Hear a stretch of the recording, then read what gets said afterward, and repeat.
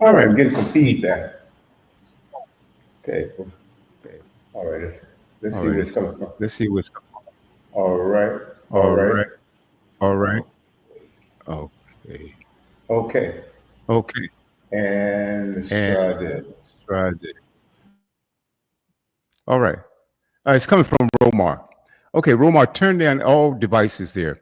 If your speaker's on, your cell phone's up, turn it all the way down, all right? Okay, it's time for the Studio W Sports page. I see my main man. I see Mill Brown there. Romar, all right? He's in the building. Let's see if he's Issue. corrected that No, he issue. has not. No, he has Okay, not. Romar. Okay, Romar. Okay, Romar, you need to fix that situation there, all right? All right, ladies and gentlemen, let's do this. Okay, let's try this again. Okay, where is okay? He's out. But anyway, hey guys, welcome. This is the Studio W Sports page. I see Mr. James the Bird Sparrow. Hey James, In the house, in the house, in the house. in the house. All right, Emil. Good afternoon, gentlemen. What's going on, my brother Mill? Good afternoon, sir. This Mr. Two-time MEAC player of the year. Oh, 4-time? No, three. No, I gotta bad. get the number. I gotta get the My number. bad. I'm so sorry.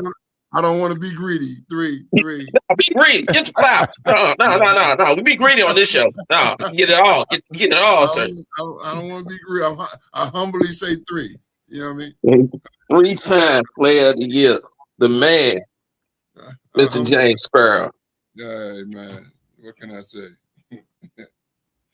What can I say? Yes. All right. One of my esteemed co-hosts, Mr. Kevin Harris, he's up in the mountains right now. I talked to him this morning. He said he's gonna try to chime in. I said, brother, I wish you the best of luck because I don't see that happening. Yeah, up in the mountains. Because when you're up in the mountains, you're not getting that reception. Yeah. What part of the mountains he's in? Asheville up there somewhere? Where he at? He's up there. I think he's up there in the Charlottesville area. Okay, yeah. We ain't gonna hear from him. No. Yeah. When he told me that, I said, "Nah, buddy. Best of luck to you, but I don't see that happening." Yeah, he'll no show. Don't worry about it. He'll no show. But don't worry. I got my my guy, my brother, Mr. Romar Far 2 comes back. Yeah, we gonna have a lot of interesting topics to talk about. But Mr. Sparrow, thank you for being here because I had to get your input. You, along with myself, mainly you, we had the Indiana Pacers going to these finals. Yes. We both had 8 in the Indiana Pacers, and we had the Oklahoma City Thunder in these finals. When you know ball, you know ball. You know what I mean? That's just the name of the game. When you know ball, you know ball. You know? That's right. You heard it here first. Mr. James Sparrow and I, we both had the Indiana Pacers and the Oklahoma City Thunder in these finals. And me personally, and also with Kevin. I knew you wrote that down because a lot of people ain't write that down. You know, they didn't want to write that down, but that's okay. It's okay. Me and you know. They ain't got to write that. We got to record it. Yeah, me and you know. We got to record it and everything. Me and you know. All right. Yeah. We got the footage. And here we go. I gotta give my co-host Kevin. I gotta give him his props, his flowers, because he said don't be surprised if Indiana wins game 1, and which they did. And the shocking thing for me was, I'm sorry, that's the one game that I felt I couldn't stay awake to watch that game. I did do so much throughout the day. And I'm a person that got sleeping disorder, so I cannot sit on any couch because if I sit on any couch, I'm going to sleep. I don't care what's happening. Is it? And that's what happened. That's what happened to me that second half. So I'm like, went on here. I woke up, got up. You know, I'm a morning guy, so got up at 5 a.m. Checked the scores, and I said, "Oh my God, Tyrese Halliburton did it again! Again. Yeah, that's what. He had a terrible 3 quarters after that. You know what I mean? Like, you know, they trusting him at the end. You know, it ain't how you start. It's always how you finish, bro. That's right. You know, in these playoffs, man, I've seen him do that at least 3 times, if not 4 times, man. Oh yeah, they shot. This is his fourth time doing that in the playoffs. Fourth time. Against each team that they beat out. Absolutely. That's the thing about OKC. The thing about OKC is I can't give them the edge in any close games because they have not won a lot of close games this season. I think they may have won like 10 or 11 close games. All their victories have been blowouts. Majority of victories been blowouts. So they've been blowouts, but they couldn't hold this one. I'm kind of expecting OKC to bounce back and beat Indiana by double digits tonight. I'm expecting that bounce back because they ain't get here for no reason. They're not no stop. I don't see them going down 2-0. Now we all know they go down 2-0. This is over with. Oh man. Yeah. I'm really shocked about this Indiana team. I mean, what happened? Because I think you can't be. Well, come on, Will. You can't be. They were fourth in the East. Were they fourth in the East or fifth? They was fifth. They were fourth. You were fourth. Fourth or fifth. Yeah, fourth. Right behind New York. Come on, man. Come on, bro. I gotta say this. I gotta say, Bird and Mill. I wanted New York to be in the finals, and I'm gonna tell you why. Okay. Anytime you turn, as horrible have they been over the last several years, the fans are loyal. The fans, you turn on a home game, these fans are always there. New York ain't gonna stop, man. They're not gonna. They might come down and cut your throat, but they ain't gonna stop coming. They're not gonna stop coming. They'll cut your throat though, but they ain't gonna stop coming. Yeah, I love New York. I absolutely. Yeah. I love New York. Never been an Indiana fan, but I got to give it up to them. You got those arenas, man. That they loyal, boy. They won't stop coming. Boston, New York, you name a few, man. LA, they coming to them games, but they coming. They can come to those games. You're exactly right about that, man. And well, see, I've never been an Indiana fan, but you got to give it up to them. And Siakam, boy. I wasn't surprised that he got that MVP trophy, when he won the East. I wasn't surprised about that because I tell you what, that boy is a baller. They can't stop him. Yes, he is. Yes, he is. He got a ring. He got a ring. He know what it takes. He got a ring. Yeah, he's the only one in this final series that really got championship experience. He's underrated, man. He's underrated. The boy is just. They, like they say, they don't call no plays for him. You can't call plays for him. Right. That's the kind of game. That's the kind of game he got. You can't call plays for him. Like he got his own plays in his head. Yeah, they can't stop him. They can't stop him. And he's a team player. Absolutely, there's no question about it. He has like one of the highest percentages in the league off of a pick and roll. Like. Off of the pick and roll, he's like one of the most dangerous ones because he can take it anywhere on the court off of the pick or off the roll. He can do both. It's not too many of them that can do both. Now, him and Tyrese Halliburton, that's pretty much what kind of keeping them afloat when they're not in sync offensively. You'll see them go back to that. Okay. Yeah, so here's the thing with him, man. It's like guards are too small to hold him, and the big men are too slow to keep up with him. So he has a tremendous advantage over anybody in the league, bro. Anybody in the league. How y'all? Absolutely. Hey, good, Romar. Good. We're talking about Siakam, man. That cat. He can get to anywhere he wants on that court. He has that unique ability. They can't stop him. Unique, incredible. And his defense too. Now, Roma and I have talked this morning. No, you didn't. And we have said right now, Siakam is the best four in the game. Hey, can I tap in on why I say that? Why? Come on. Well, Mr. Spire, you pretty much said what I said earlier when me and Mill was talking. Like, I like what Carlisle has done with Siakam, getting him in that pick and roll for that mismatch. Oh yeah. Oh yeah. And it's creating so many problems that you overlook it because how good of a player he is. But it's great coaching by Carlisle to see that with Siakam, he can put him in the pick and roll, and it's going to be a matchup problem all game long with whoever he decide to use the pick and roll with. Exactly. Great strategy. I love my Knicks, but after game one, I looked at it and I understood. Okay. He's a great coach at adjustments and seeing the obvious mismatch that the other team doesn't see. Yeah, so let's get into the meat and potatoes of this real quick. Now, we also said you said Siakam is the best 4 in the game. Now, what did you say about Rick Carlisle earlier?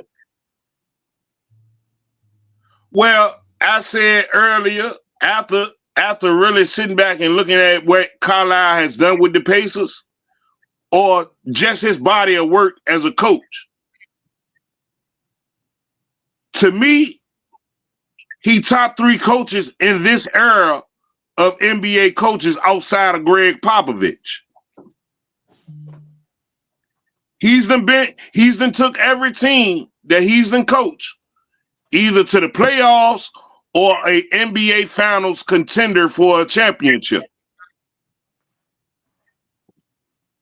If you look at his body of work as a head coach, he arguably done been in 3 out of 5 finals, 3 to maybe 5 NBA Finals over the last 10 years. What happened with him in Boston? Well, nothing happened happened with him in Boston. Boston already had wanted the coach from Butler for years. So yeah, they just waited their time. Yeah, he was just a reserve for them, man. They just had him in there, just to hold it down until they actually get who they wanted. That's what they did. And that was the biggest mistake they probably could have ever made. You know what I mean? Yeah.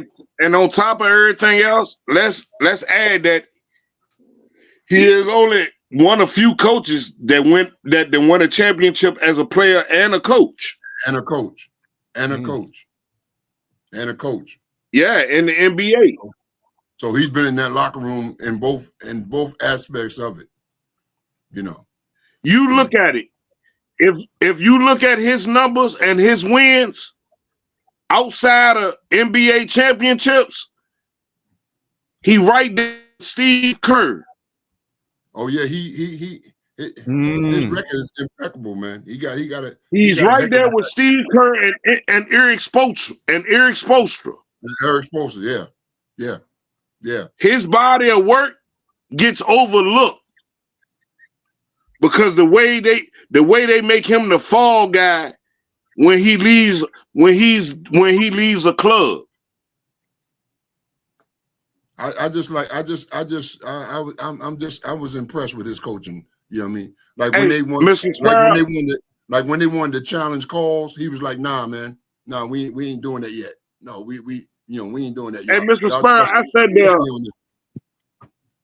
I was sitting there Thursday night looking at this game from beginning to end. I'm like, I get to the third quarter. I'm like, all right, the first 2 possessions, they got turnovers.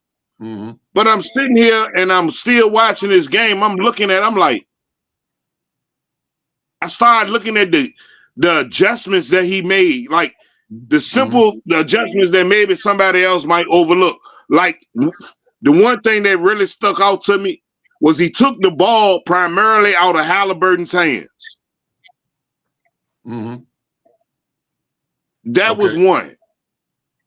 And the way that he trusted Obi Toppins to be on the floor after them 4 turnovers in the first half, That was another. But the biggest surprise to me is he told his defense to play just as aggressive as Oklahoma City defense was in the first half. Get into their chest. That's their DNA. But that's their DNA. Yeah, and they got into Oklahoma City chest, even though they didn't turn them over, but they made that offense stagnated. You have no idea the stamina it takes, offensive player to put up with that aggressive defense that Indiana gives you from one end to the other. They give you that all the way from one end to the other. But I love the reason that he made old boy the primary ball handler, because he played just as aggressive as Dortch did defensively on him, and he loves the contact. Halliburton don't want to do all the contact. He loved to get the run off a screen and get himself to go downhill off of the pick and roll. When he primarily put the shooting guard as the primary ball handler, he attacked the defense and the player that was checking him. And it gave everybody else on Indiana's team freedom to be able to get lost in the sauce on a putback or an extra rebound on an offensive play or anything. He lets them do their helter skelter, and that's how they are beast with that.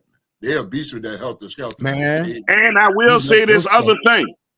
I know I said I was going with OKC, but another thing that I looked at and sat down and thought about, every game that Indiana has played this year, if they won game one of the series, they win the series. Yeah.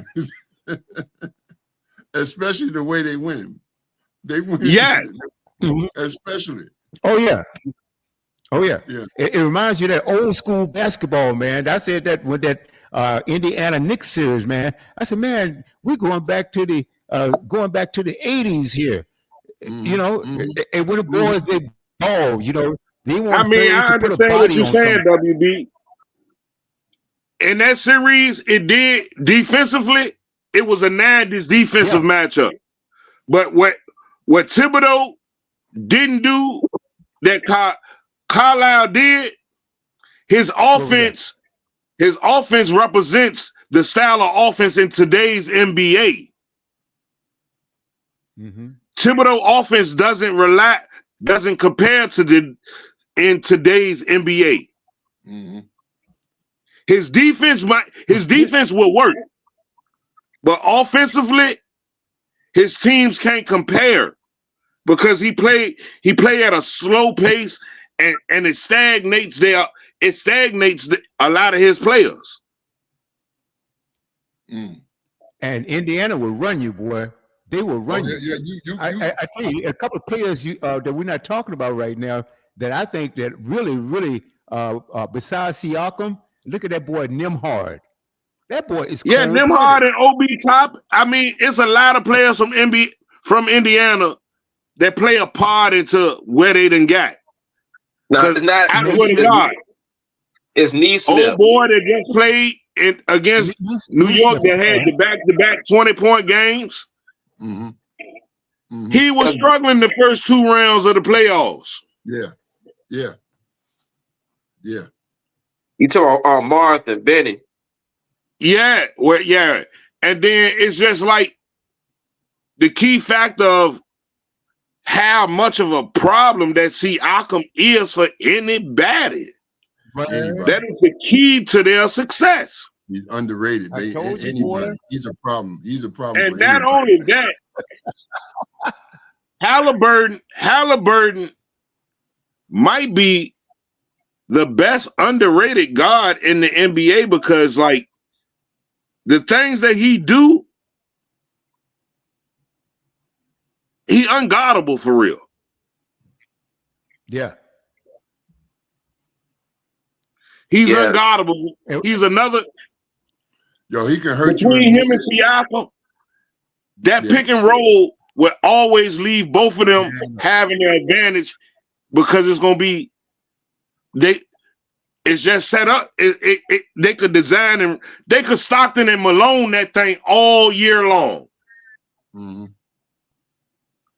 Because And who, you use that Well- pick and roll with Halliburton and Siakam, your small gonna be on your big, and your big gonna be on your point guard, and it's a matchup problem either way you look at it. right.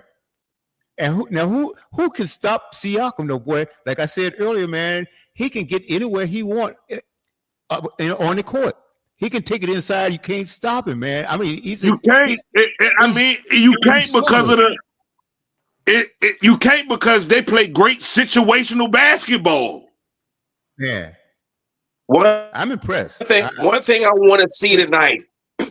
One thing I want to see tonight, where I think that Oklahoma City messed up at, is I want to see if they can put Isaiah Hartenstein back in that starting lineup, because they switched the lineup for Hartenstein been starting this whole finals. I mean, this whole playoff series, but they started.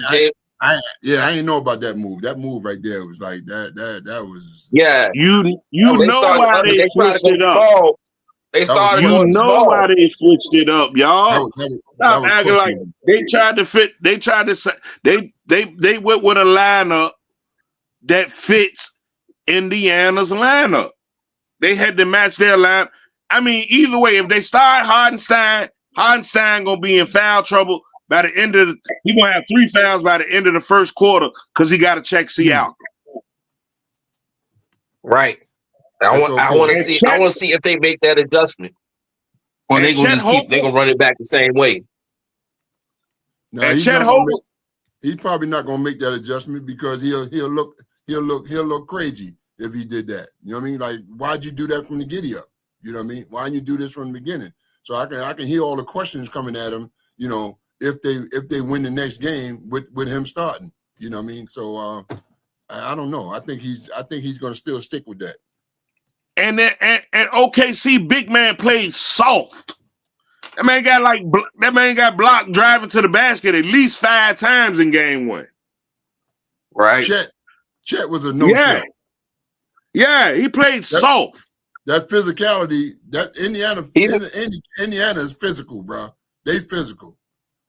And I'm crazy to say, if Rick Carlisle gave Miles Turner the power to put the ball on the ground and attack the basket against Chet Holmgren, this series definitely will be over in 4.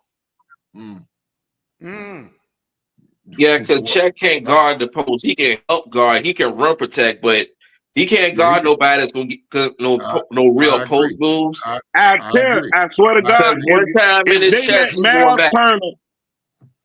if they let Miles Turner put it on the floor and attack the basket against him, Chet Holmgren might be gone before the first half out. Yeah, he can't protect on the wing. He can protect underneath, but he can't protect on that wing. They go by him like a rocket ship. He can't catch up. The best defensive player that they got is Deutsch, and that's because of his body size and how physical he can play with it, and his wingspan. Mm-hmm. Yeah. Deutsch crashed his knuckles on the ground. His wingspan. I'm not gonna lie. They was killing me. They was killing Tyrese Halliburton the way they was all up into his skin and Chet in that first half of that game. It's like he played like he wasn't on the court for a half. They had no passing lanes. None. Oklahoma City, they shut down all passing lanes. Every last one of them, bro. Hey, the way that man adjusted for that second half was crazy to me. Yeah. They chipped that lead. They couldn't put the ball on the floor. That's their DNA. You can't. A 20-point lead is not safe in the NBA playoffs, man. With Indiana. Well, right. I will say this: even with a 20-point lead ain't safe in the NBA playoffs when you're facing an Eastern Conference team, because all the teams in the Eastern Conference base themselves off of their body of defense. Mm-hmm. Or lack thereof. Yeah. No, the lack thereof of defense comes from the Western Conference. It's only a few teams that you can probably put in the top 10 from the Western Conference. If you look at total defense stats out of teams in the top 10, I give you maybe 3 Western Conference teams out of 7 of the top 10. How many? I guarantee you the other 7 in the top 10 coming from the Eastern Conference. 7-3. Yeah. And it's one of all those, offense. I bet It's you 2 all of those offense teams in the didn't make West, the on the playoffs. West Coast. Huh? I bet you a couple of those teams didn't make the playoffs. Yeah. Well, that's cool too, because they didn't have enough offense. All you need is enough in the East. All you need is enough offense to keep up the score, to keep up with your defense. You can have good offense, but you better have better defense if you're a team in the East.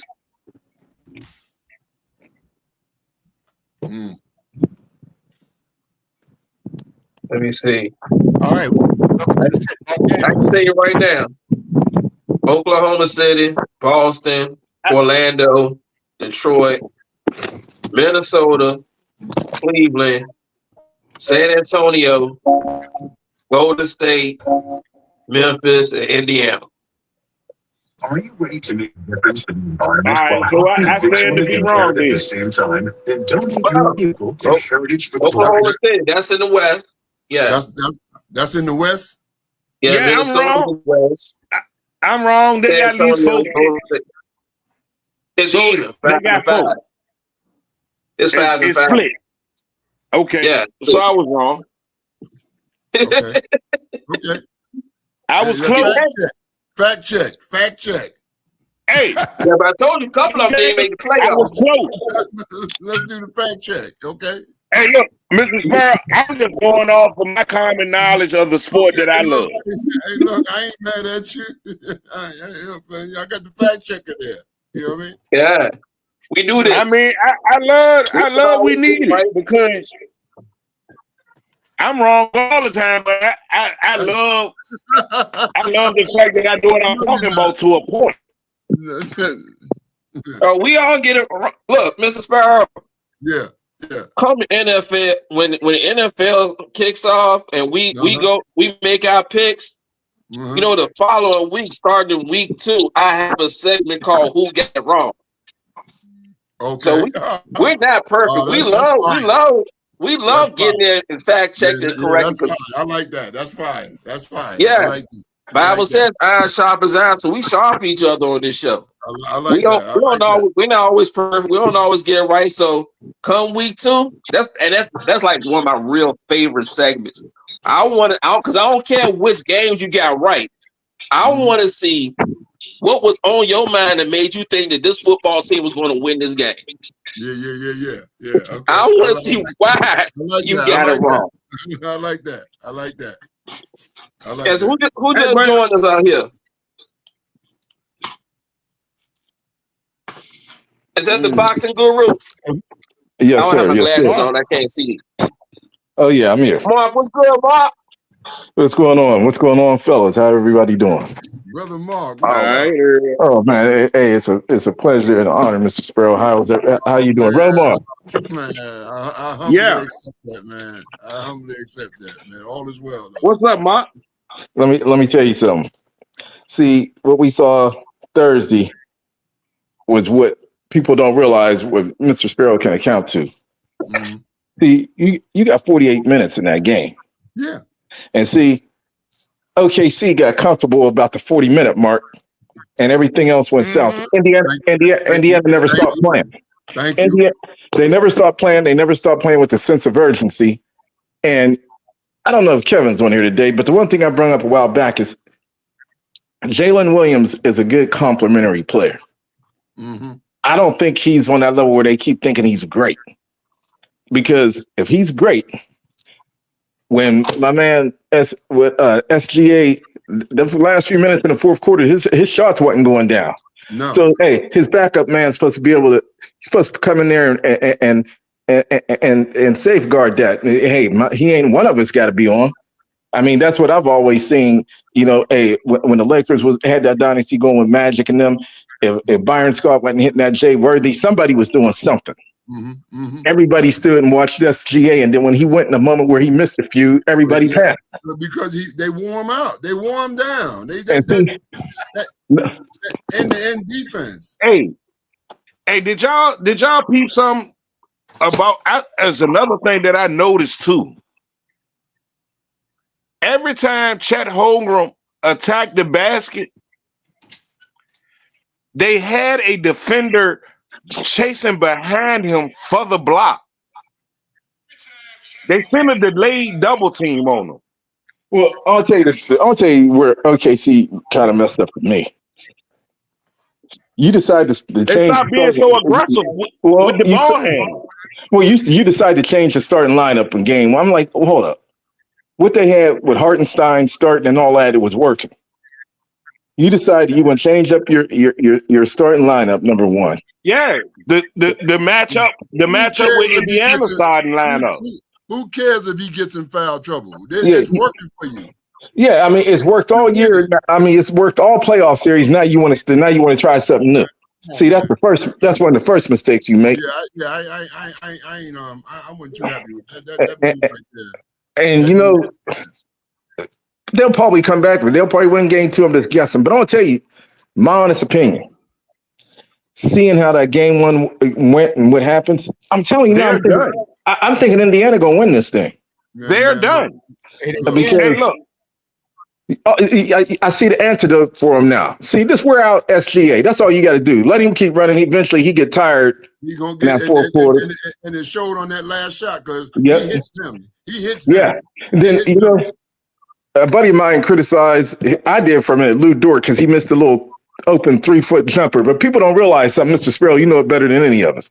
That's the hardest shot to hit. It is. That 2 or 3 foot shot is the hardest one to hit.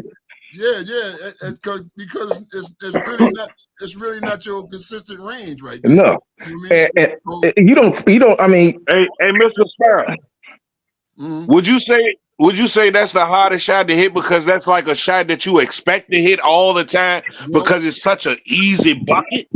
Well, you know, you're thinking close shots are the easiest shots in the world. They're not. Yeah, I know. They're worse. I know. I done blew quite a few layups myself. You know, them shots right there. They're not easy at all. Yeah, you look at them shots like free throws, which they should be given. Like they should be easy buckets, but they are some of the hardest shots to hit, like you say.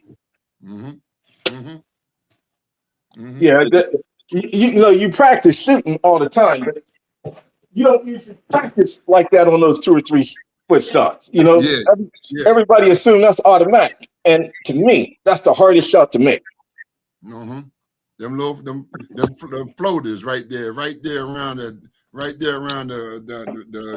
defensive line in there. Yeah.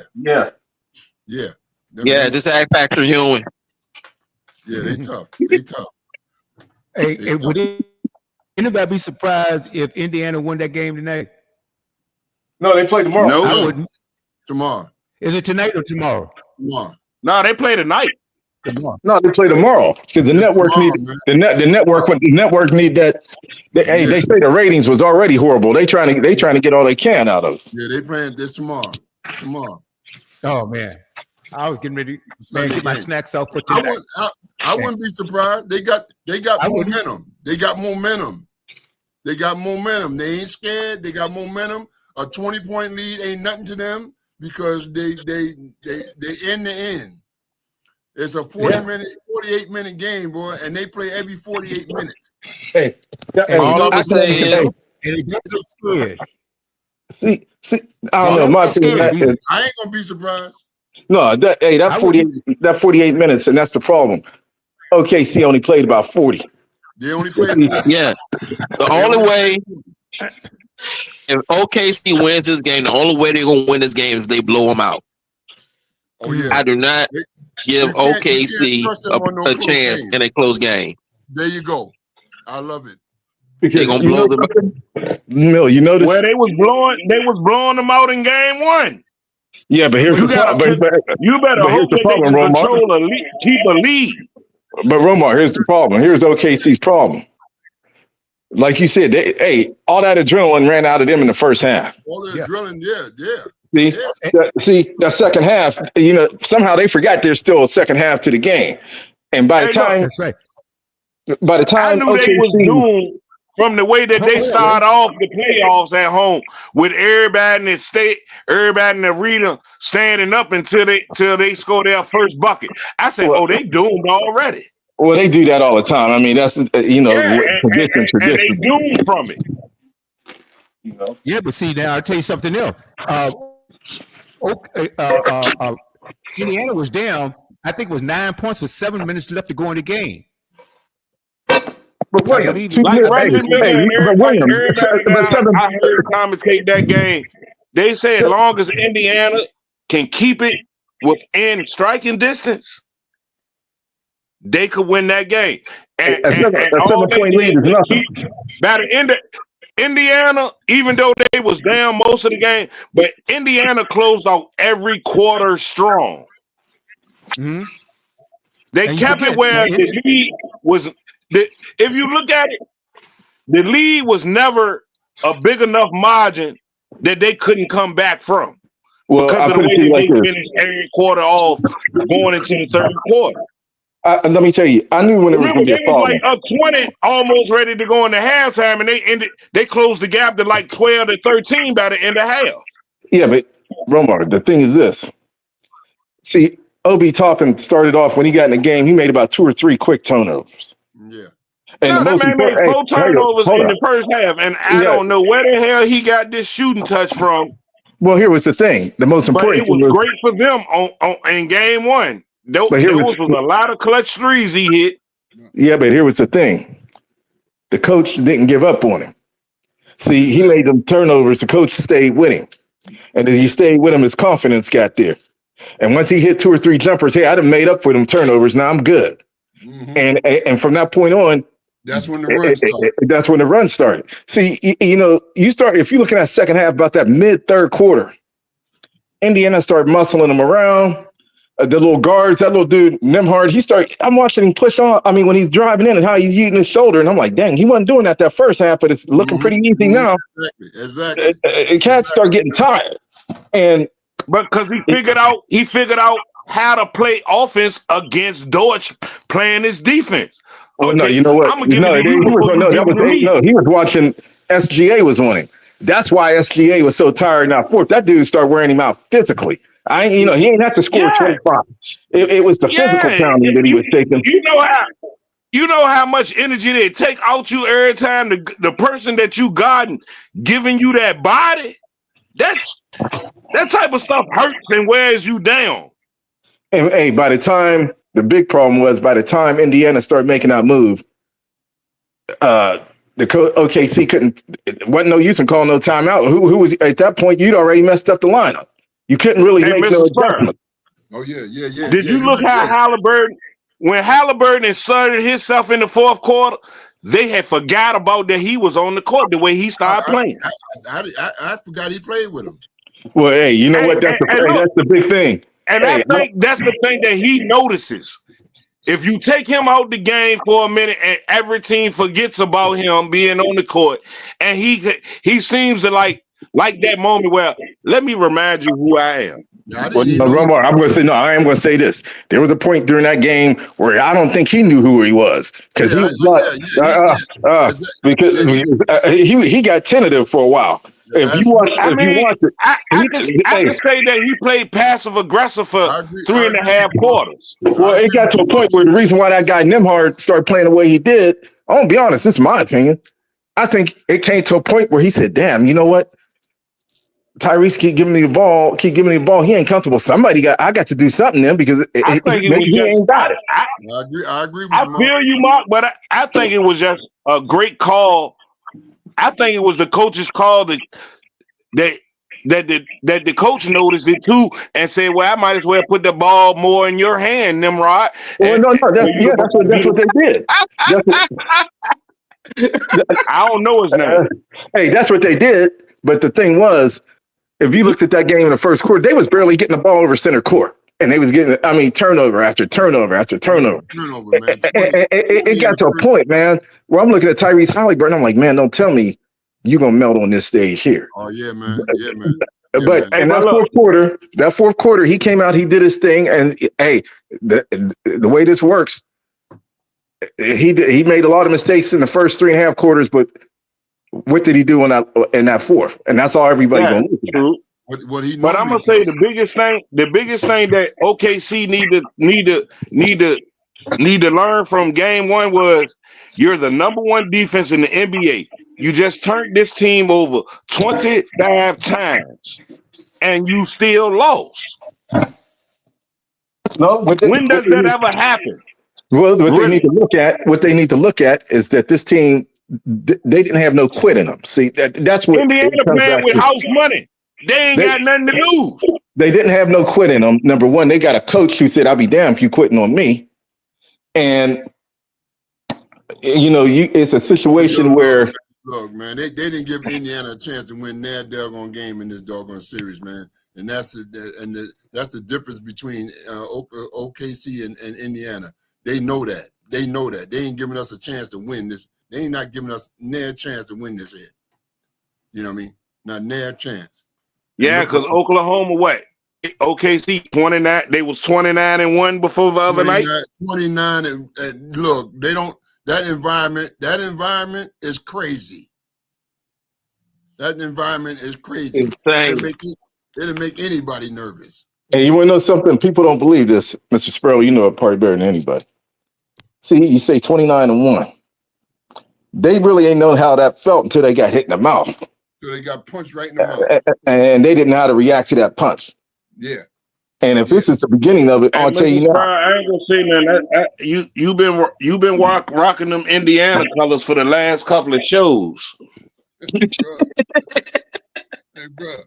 You all in. I can say that. You all in with the Pacers, and I know that they drafted you.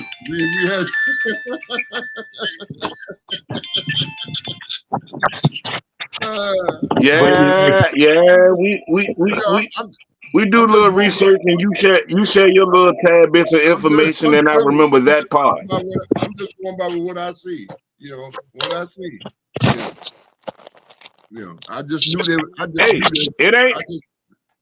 I just knew there was a blind man can see what's happening right now. Yeah. Well, I'll put it to you like this. See, this is, the media makes a lot of this because, they going off OKC, the best defense, running, all that. And that's true. And I nothing against it. They may come back and switch. You never know. No, but literally, Mark, Indiana was number 2 behind them in total defense. But here's the problem, Romar. You know why so many people was like, oh no, in Indiana. The only reason why they against it, in my opinion, is because it ain't a big market city. Neither one of them are. Neither one of them are, though. Neither one of them are. And hands down, we might be looking at one of the best finals matchups over in the last 3 years. Not if Indiana win tonight. Mm-hmm. Okay, if you want to say that, OKC got to win tonight. Well, let me ask you this question. The big difference, and a lot of people don't pay attention to it. I'm gonna put it like this. This is gonna be one of the best series over the last 2-3 years because there's so many underrated players that's shining right now. Well, I'll give you that. Siakam doesn't get the respect that he should get. Halliburton definitely don't. Valid. Halliburton definitely doesn't. Well, you got to remember something though, Romar. Oh, the biggest name in this Indiana coach. the biggest name in this playoff is SGA. That's the Yeah. biggest name in there. That's But- the biggest name Yeah. in there. No, But they you- don't yeah, really talk you're right. about nobody else. They don't talk about nobody else. But Hey, you but want to know and something? that's the thing. All Indiana got to do is make sure let him get his. But what can the rest of your team do outside of it? Well, Jalen Williams has already showed that in big, he's hit or miss. I mean, he could have a good game, a great game. This game, next And then- game he I'm disappeared. sorry. And then the next one, After he game one, the second best player to me on OKC is Deutsch. Well, I put it to you like this: until Jalen Williams kind of emerged, he was the second best player. I'm not saying he's not now, because he's the only one that ain't scared of the moment outside of SGA. I mean, and people talk about the Minnesota series. That really wasn't a hard series for them. I mean, Minnesota won a game, but Minnesota was they looked discombobulated. they didn't have the matchup. No, but see, now they're in a situation where I believe Oklahoma City would have rather played New York than deal with what they got to deal with here, because you got physicality here that's going to be a little different. And Hey, I'm sorry to say, if they start Hardenstein in game 2, I'm playing pick and roll with Halliburton and Siakam, because Hardenstein gonna get in foul trouble. Because I'm telling Halliburton, attack him going downhill. hey, you want to know something I didn't know? I didn't realize Hartenstein was black. Huh?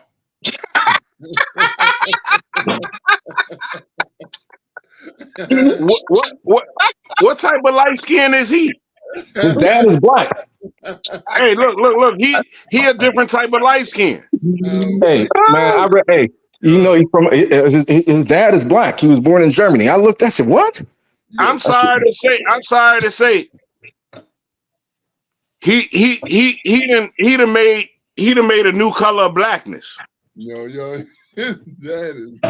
No, That's what the God, he's all cocaine. He's all white to me. Hey, he's that black that live far. I'm serious. He's that black, at least where I lived in Ohio, that they lived out in the middle of nowhere. Where you go to that little town as a teenager.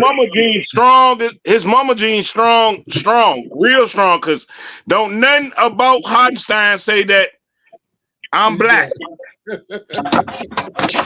It's no way in work. It's no way. Hey, look it up, Mill. No way. Mill, look it up. Oh Maybe God. the black part of him come out on the basketball court. Oh my God. Because looking at him, I thought he was just one of those. Hey, I thought he was like Daniel Tice. I didn't know that dude was I said, what? Yeah. Yeah, he is. Again, you know what? I think it's in Indiana to get the momentum for it. I think that the physicality is there. And again, I watched when SGA got fouled one time. When he got fouled to the floor, he laid there for about 30 seconds. I said, man, this brother tired. Mm-hmm. And that was the unraveling of that game. That he got a foul or something. Wow. I think I can't even say. I like the way he played the game in game 1, because a lot of the way he scored, he just got to hit. He got to where he wanted to on the court for every shot that he made. Mm-hmm. In the second half, they just made him. They contested him a little bit more and got a little bit more physical with him. Well, no, the dude's an instant scorer. I mean, that dude remind me like Lloyd Free, World Beef. I mean, he's an instant scorer. I mean, he gonna score. I just talked to him yesterday too. Yeah, he gonna score. He gonna score. Hey, I mean, but I'm just saying, you can tire a scorer out by being a lot more physical with them. Well, like Indiana do from end to end. You're not just gonna throw the ball in bounds and think I'm gonna stay at half court and wait for you to come up. Nah, I'm all up on you, and that'll wear you out. That'll weigh you out, and then you the offensive. Yeah, that's all I'm saying. They made it. They made it. The second half, they made it a whole lot more. You the king of the offense, man. They coming at you. They want to weigh you out. So when you WB Galloway say he been backstage for the last 5 minutes. He ain't have no legs on that last shot. He ain't have no legs, man. Oh, Galloway's gonna be with us. I don't understand, y'all. Hey, real quick. Side note, I did do the Google search, right? Honestly, all of us should have known better. The brother's first name is Isaiah. Okay, how many other ethnicities is going to have the name Isaiah? I mean, come on now. That's the first L we all took right there. Fact check. All right, his father is African American and German heritage, grew up in Germany. And his mother is American. Yeah. But we should have known about it. I say, Isaiah Hardenstein. Good. But we got that straight. I think Mr. Yeah, he definitely. It sounds like he got a struggle name. He got one of them struggle names. Isaiah Hardenstein. That's a struggle name. Yeah. I love it. Mr. Galloway, how you doing, brother? I'm good, sir. Thanks for having me, man. Appreciate it. Thanks for the link.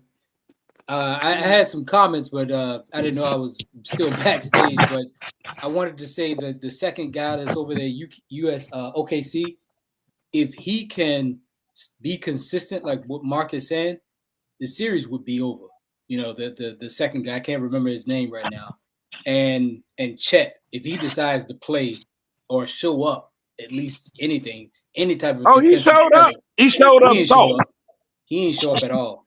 He showed up soft. Yes, he did. He showed up soft. Yeah, he played. He played. He was just dressed up like a Twinkie. Yeah. Well, yeah. I ain't holding no cut cards. But he played. I'm gonna give. He was softer than a marshmallow. I'm gonna give credit where credit is due. Nimhard and Obi Toppin really came through in game one, and I know they don't get the notoriety and everything else that Who you talking about? Obi Sloppy. Obi hit 5 threes, and I think the second half. Look. Yeah, was doing his thing as far as defending the MVP as well as making him work on the defensive end. Y'all ain't see Obi Toppin every time he took a three, he prayed. Well, hey, it must have got answered because he was hitting them. Yeah, you definitely know that them. Come on, man. Them Jones that he was taking, he definitely had some answers. Them prayers was answered because a lot of them threes came late and deep in the shot clock, and I'm like, no, this is the wrong guy taking the shot, and he would hit it. Well, here was the problem. That's OKC's fault because they assumed he wouldn't hit them, so they didn't play up on it. Yeah. So, hey, look. That's like fouling Shaq and putting him on the free throw. I'm doing it every time. Well, no, you know what? I wouldn't have done that every time because he did. Maybe not 5, but he hit consistently on that 3 against New York too. Hey, look, see now, see, Mark, you just disrespectful. Go ahead, James. Go ahead, James. I know you want to jump in. You just disrespectful because I won't gonna even talk about that. Yo, look. We won't gonna even talk about that. So guys like that are play for you because the superstars will bring your name up. Say if it wasn't for such and such, man, we wouldn't be in this game. So but the crazy thing is the media don't give them their props, but the stars give them their props. They give them their props. But Mr. Spur, you look at Indiana, let media tell it, they don't have a superstar. Yeah, that's my point exactly. Okay. So the guys that usually on the mic always give praises to the doggone bench and the guys that don't really get no notice, notoriety. Yeah, and that's what I'm saying as far as Obi and Nimhard. So you have no and the idea other how guys, their confidence go up. They stepped it up. They stepped it up when they needed them, and then they allowed Halliburton to bring it home. But those guys deserve a lot of credit for what they did on the defensive end in the last 2 to 5 minutes of that game. And because if you notice, what did OKC do in the last 3 to 5 minutes? They didn't get a three. They couldn't get easy shots. They had no layups. SGA was struggling the last couple minutes. He was struggling. Hey, Galloway. Yo. Galloway, what you always told me when a game, the most important thing about guarding somebody, because of the way the way that we played together and you guarded me. You never let me get a chance to get comfortable. You was always in my comfort zone. That's what you're supposed That's to do. what Indiana did. That's what Indiana did to all the OKC. They disrupted their comfort zone. Yeah, but you got to understand, it didn't happen in the first half. First half, OKC was all up in their butt cheeks. Hey, Right? look, predicate all that to Rick Carlisle sitting there and watching how the flow of the game was going and what OKC was doing. All he did was make great adjustments at halftime. Well, He knew his team at halftime. They had turned them over one time, but the game was still not out of reach for Indiana at halftime. They was only down 12. Romar, yeah, but here's the thing. What did he do as far as adjustments? Since you said it, what did he do? Well, hold up. That's where he doesn't get credit, though, Galloway, is that he did make adjustments. What he did, adjustment wise, what did he do? Yeah, because you want to know one of the things he did? The Halliburton. He took the ball out of Tyrese's hand. There you go. And put it and gave it to Nembhard. He took the ball out of Tyrese Halliburton's hand, and he exposed the mismatch of the pick and roll with Pascal Siakam in the second half of that game. That tells me you watched the game and you were watching it. I wanted to see if you noticed that. That's when he put the ball in Nembhard's Hold on, cuz. Come on, guy. Hold on, Galloway. Don't you dare question my basketball IQ. Don't you dare do that, brother. Bro, I know you so long. I knew you knew it. I knew you knew it. I knew you knew it. Because I'm sorry, but don't you dare question my basketball IQ. But here's the thing. When they took the ball, That's the way I love this game. They took the ball out of Tyrese's hand, number one. Number two, the other guy they don't give credit to was TJ McConnell. Oh, yeah. Because he disrupts a lot of stuff. Yeah. And so when you got to do disrupting, then they bring in the kid Mathurin, who, if nothing else, he gives you physicality. That he's that type of dude that he'll give a hard foul when nobody else will. I got another unsung hero for Indiana, though. Not only did Obi Toppins hit a lot of clutch threes, Miles Turner hit a lot of big threes in that game too. He had a lot of big buckets. He had a lucky one too. Yeah, but you know what? I ain't trying to be funny. I ain't giving him a whole lot because for that dude to be 7 feet, he's playing soft, man. He's supposed to be doing more than what he's doing. That dude he plays too soft. I mean, you know what? He kind of reminds me of Thank you. I agree. He kind of reminds my opinion of him over in New York. He kind of reminds me. So Miles Turner playing like Cinderella. To me, hey man, look, he did nothing to impress me. He's going to get away with it in this series. He's going to get away with it in this series. But yes, but what I'm saying is, Chet Holmgren is softer than him. Yeah, but here's the problem. Then he ain't taking advantage of none of it because he did nothing to impress me in that game. If he played, I'm gonna be honest with you. Y'all might say, "Oh, that's impossible." If he played in the old school era, this dude might not get in the game. I don't know. I don't know if he make a roster. You can't be 7 feet. You can't be 7 feet like that. Hey, look, and he plays soft. Anytime hold on. He got Kevin Duckworth feet. He got Kevin Duckworth feet, man. You can't blame him. No, because you know what? At least Duck got in the paint. Kevin he Duckworth rebounds to get you something. But Miles Turner got his feet. But here's the problem. Like I said, with Miles Turner, I see him standing around looking at a lot of stuff.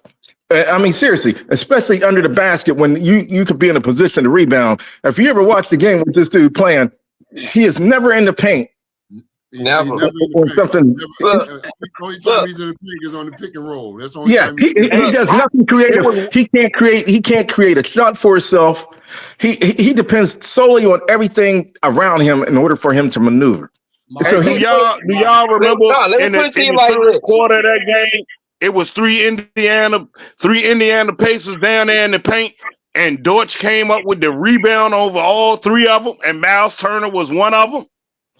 Yeah. well, hey, you dealing with a dude It's that's built like that. it's a reason why we said if New York would have just ran the offense through Karl Anthony Towns and kept Karl Anthony Towns in the paint, we would have a whole different conversation right now. Yeah, because Mitchell Robinson was destroying Miles Turner. I mean, he wanted nothing to do with it.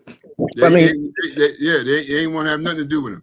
I mean, Robinson- I think people when they see Lou Dort, hey man, that dude remind me of Vinnie Johnson. That brother's strong.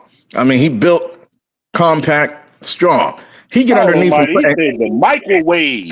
Well, he's built like this guy. Microwave. So Vinny. Mark, the question to you Hey, is, Vinny was a thug on the court. He's is old that school Miles Dennis Turner's Rodman. game, or is that what he's being coached to do? Right. So the way the game is played today, that might be a strategy that's told for him to do, not just Well, I tell you what, that he's it's just exposing him. decided to do on the court.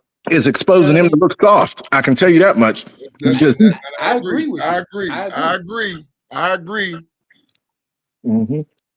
Is the But way he's been- the Fact game check. is played today. Hey, Mill. They don't Fact allow check you to on really if Mill. play back to the Fact check basket as if much as Miles you used to. Turner is one of the softest players in the NBA. to be 7 feet and the way he's built, Absolutely.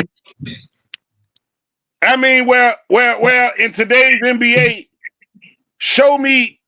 name me one aggressive big man outside of Bam Adebayo. Embiid used to be aggressive when his back was to the basket. Show me one. Pretty good. I just Well, told I you think, Embiid. and because he's not aggressive no more is because of his injuries, man. He's afraid to get hurt now. You know, Clint Capella is aggressive. he tiptoes now. Man, Clint Capella, he old school in a way.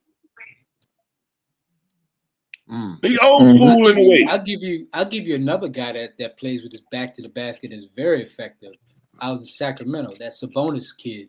Yeah, man. He I plays mean, with his back to the basket. look who his daddy is. Yeah, I'm just saying. Mark asked me to name somebody. I'm just naming a couple. No. So the only thing with Sabonis, the only knock on Sabonis, in my opinion, But he will get soft on you too, though. yeah, he gets soft and he only 6'10" compared to when I know 2 inches, but he's not a 7-footer. He's not a 7-footer. Yeah. Let me say this, Mark. Let me say this. Yeah. When he does play and he's playing against elite defenders like Anthony Davis, he eats him for lunch every time he match up with Anthony Davis, who should be, in my opinion, one of the best interior defenders in the league. He tears Anthony Davis a new. Yeah, but you want to know what? You know what that happens though? Because Anthony Davis is playing a position. Number one, he don't want to play. You don't want to play. Number two, number two, he's like this. I ain't a 5. I do it because I got to. But you gonna get what you gonna get out of me is what you would get from a 4. Yeah. So, when you get a guy like Sabonis who is quick, but on the back end of that, I've seen where when Sabonis has had to go up against a guy that's of physicalness, even an Al Horford, I've seen it before, to where he don't get much. I mean, hey, Mark. Hey, look, Galloway. Hold on. Anthony Davis is making close to $200 million, right? Yeah, I agree. Wherever I decide to play you at, and just do it. Well, I put it to you like this. Ain't no complaining. Hey, but hey, guess what? Do you realize? I tell you what, that's part of what got him out of LA, because he said, I'm not a 5. Well, we always know that because y'all realize that he won National Player of the Year basically off of riding the coattail of DeMarcus Cousins at Kentucky. Well, and yeah, in that championship game, the Kansas's big man was Thomas Robinson. He was only 6'9". I mean, so let's not forget that he had the courtesy of being a dominant big man, because he had DeMarcus Cousins in Kentucky and in New Orleans. Not really in New Orleans, just for a little bit. Yes. Hey, look, for the most part of New Orleans, he was on his own. Before the injury, if DeMarcus Cousins doesn't get hurt, that Pelicans team might have an NBA ring.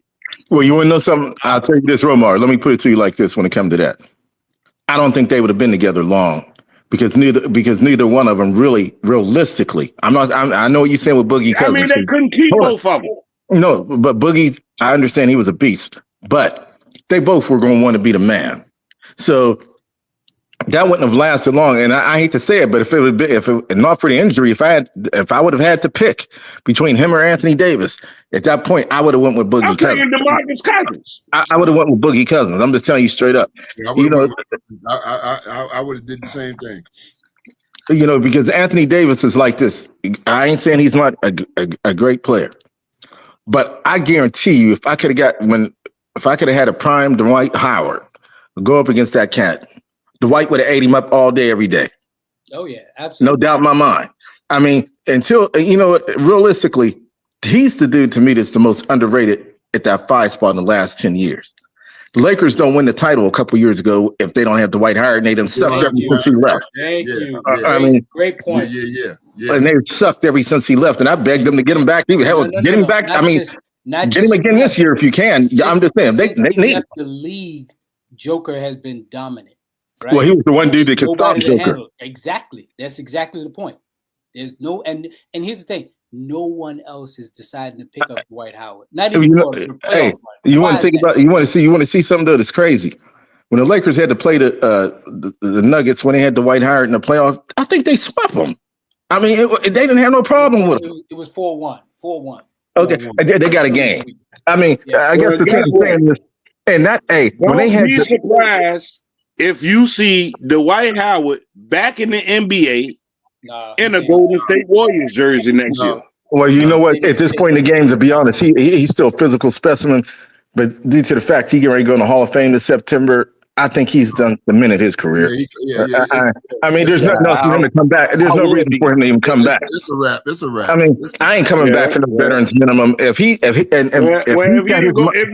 in the Hall of Fame, then I'm retired anyway. I don't need to do nothing else. Yeah. It's a wrap. It's a wrap. I mean, and you know what? I don't think. I mean, I know he got kids, but he wasn't done with his money.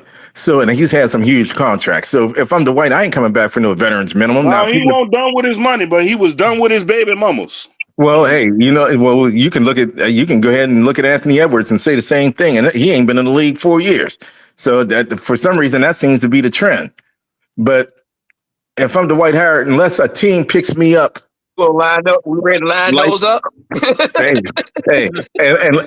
Unless a team picks me up picks me up in the last month of the season and they want a hell of a run, I wouldn't do it. I mean, he has nothing else to prove. I mean, that's just my opinion. He has nothing else to prove. I think for a 10-year period, he was the most dominant big man in the league. He looked good in the middle for the New York Knicks. Man, he ain't. No, but the first time he have a bad game, here come that media stuff. He don't need that. I wouldn't do it. I mean, maybe y'all can get JaVale McGee or somebody because he ain't bad coming off the bench. Man, I don't want Jamel. I would like JaVale McGee, but he gonna fight too much. Well, I tell you what, he did good with the Lakers. That's how him and Dwight they handled that middle. And there were no issues at all. The downturn for that team was when they let both of them big men go. That's stupid. Let both of them go at the same time. But it was letting Caruso go, letting what's the sniper they had outside on the wing? Oh, they had that they let go to Minnesota. They had KCP. They had KCP. Oh no, you talking about Caldwell Pope that they let go to Denver? They let him go. Caruso go. Taylor Horton go. Two big men, Rondo go. They just dismantled the whole team. Tell you what, they started making that mistake about 10 years ago when they traded Zubats for a dude. I'll never forget it, Mike Mazzulla. So I said, "What the hell are they doing?" I mean, this dude, I don't even remember him getting in a game. Yeah. They were impatient with Zubac. I tell you what, they're paying a price for it now because that brother can ball. Hey, let's switch it up for a minute, y'all. Let's discuss the firing of Tom Thibodeau. Well, that's simple to me, Romar. It sounded like if he hadn't won the title, he was getting fired regardless. I mean, you get to the NBA Finals. That's foul. That's foul. You get to the NBA. You take a team to the NBA. I mean, to the Eastern Conference Finals. Go. I mean, get there to what? That's foul, man. I tell you what. They did him dirty. I tell you, who should be getting fired. I can't wait to be. It should be Leon Rose should be the one getting fired. I'm along with management on this one. Yeah, what? Yeah, that's Donovan, man. Donovan did that, man. That's dirty. Mark. I'm agreeing with the man. I'm agreeing with the organization on this one. How do you do that when you give up 5 first-round picks for a dude that didn't produce work? You know why I say I do this? Exactly. That was. You know why I say I do this as the organization and why I'm agreeing? Because he's a great coach. He's a good coach, but he's a better assistant. And when he's and history has showed with him being as a head coach, he will run your career down and he will kill your star player. Let's not forget that he is the reason that Derrick Rose has never been the player that he was before. And he's the reason why the Knicks. And that's going to always point him as a head coach. No, that ain't. But Romar, I'm in the game, that ain't true because that ain't true. Because Derrick Rose got hurt. No, he didn't. Derrick Rose got true because he could have helped. Look, Derrick Rose. I feel that he's a better assistant than he as a head coach. He'll get you out of the hole since Knicks ain't been no good for 20-something years until he came in. Look, let me put it to you like this. Okay, but he done done that everywhere. He done turned every team around that he's been a head coach at, but he can't get them across the finish line. But then let me ask you a question. If you're gonna blame, he has a history of running his players in the ground. Well, hell, let me tell you this: if that's the case, I saw Pat Riley run the Lakers in the ground the day of Game 1 against Detroit. He got Byron Scott hurt, got Magic hurt, everybody in practice. They didn't take away from him. Running them in the ground for 5 championships, though. Who they gonna get better? They talking about Jason Kidd. Who they gonna get better? Hey, look. Is that a real? Let me ask you a question. Is that a real? Let me ask you a question. If it was left up to me, it's only one person that I see fit for the New York Knicks head coaching job, and that's Mark Jackson. Mark Jackson. Hey, look, whatever this brother did, they done blackballed him. I don't know what happened. He ain't been able to get a job in 10 years. More than that. It's been about 12. 12. Yeah, it's been a minute. But they did him dirty. That's because of the owner of Golden State. Because Mark Jackson ain't agreed with what management was doing to him in Golden State. Well, here's the deal. You get a team to the Eastern Conference Finals. This is just my opinion. And I get fired. Okay, so you fired, which was dirty. You want me to come in as your head coach. What makes you think I'm going to trust you? So in other words, if I get knocked out in the first round, I got to call my realtor and say, you know what, I might be getting fired this week. Go ahead. Hey, man. Hey, look, I'm like this when it comes to business. Mark, you know, ready to fire me next week. Hey, hold on. Hey, integrity when it comes to business, goes the wrong way. When it comes to business, they honored his 5 years in New York. Well, they ain't got no choice. After his 5th year. They ain't got no choice. Any coach you fire, if they got years remaining on that contract, you got to pay it. Mark, he didn't have none remaining. This was like his 5th year as their head coach. No, you're wrong. Leon Rose had just given hold on for a second. Leon Rose had just given him a 3-year extension over the summer. Mark. Okay. Last summer? No, hold on 1 second. Mark, this should not have come as a surprise.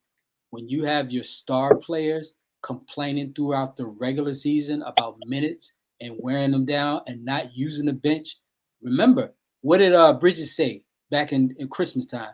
He's wearing us down. We need to use the bench more. We need to do this. When you constantly are having that, and then the players are also kind of disagreeing with Brunson's dad being on the bench and having too much say, it turned into a mutiny. And it was coming no matter what. He could have won the championship this year. They would get rid of him. This wasn't just Hey, Mill, fact check. in the last second.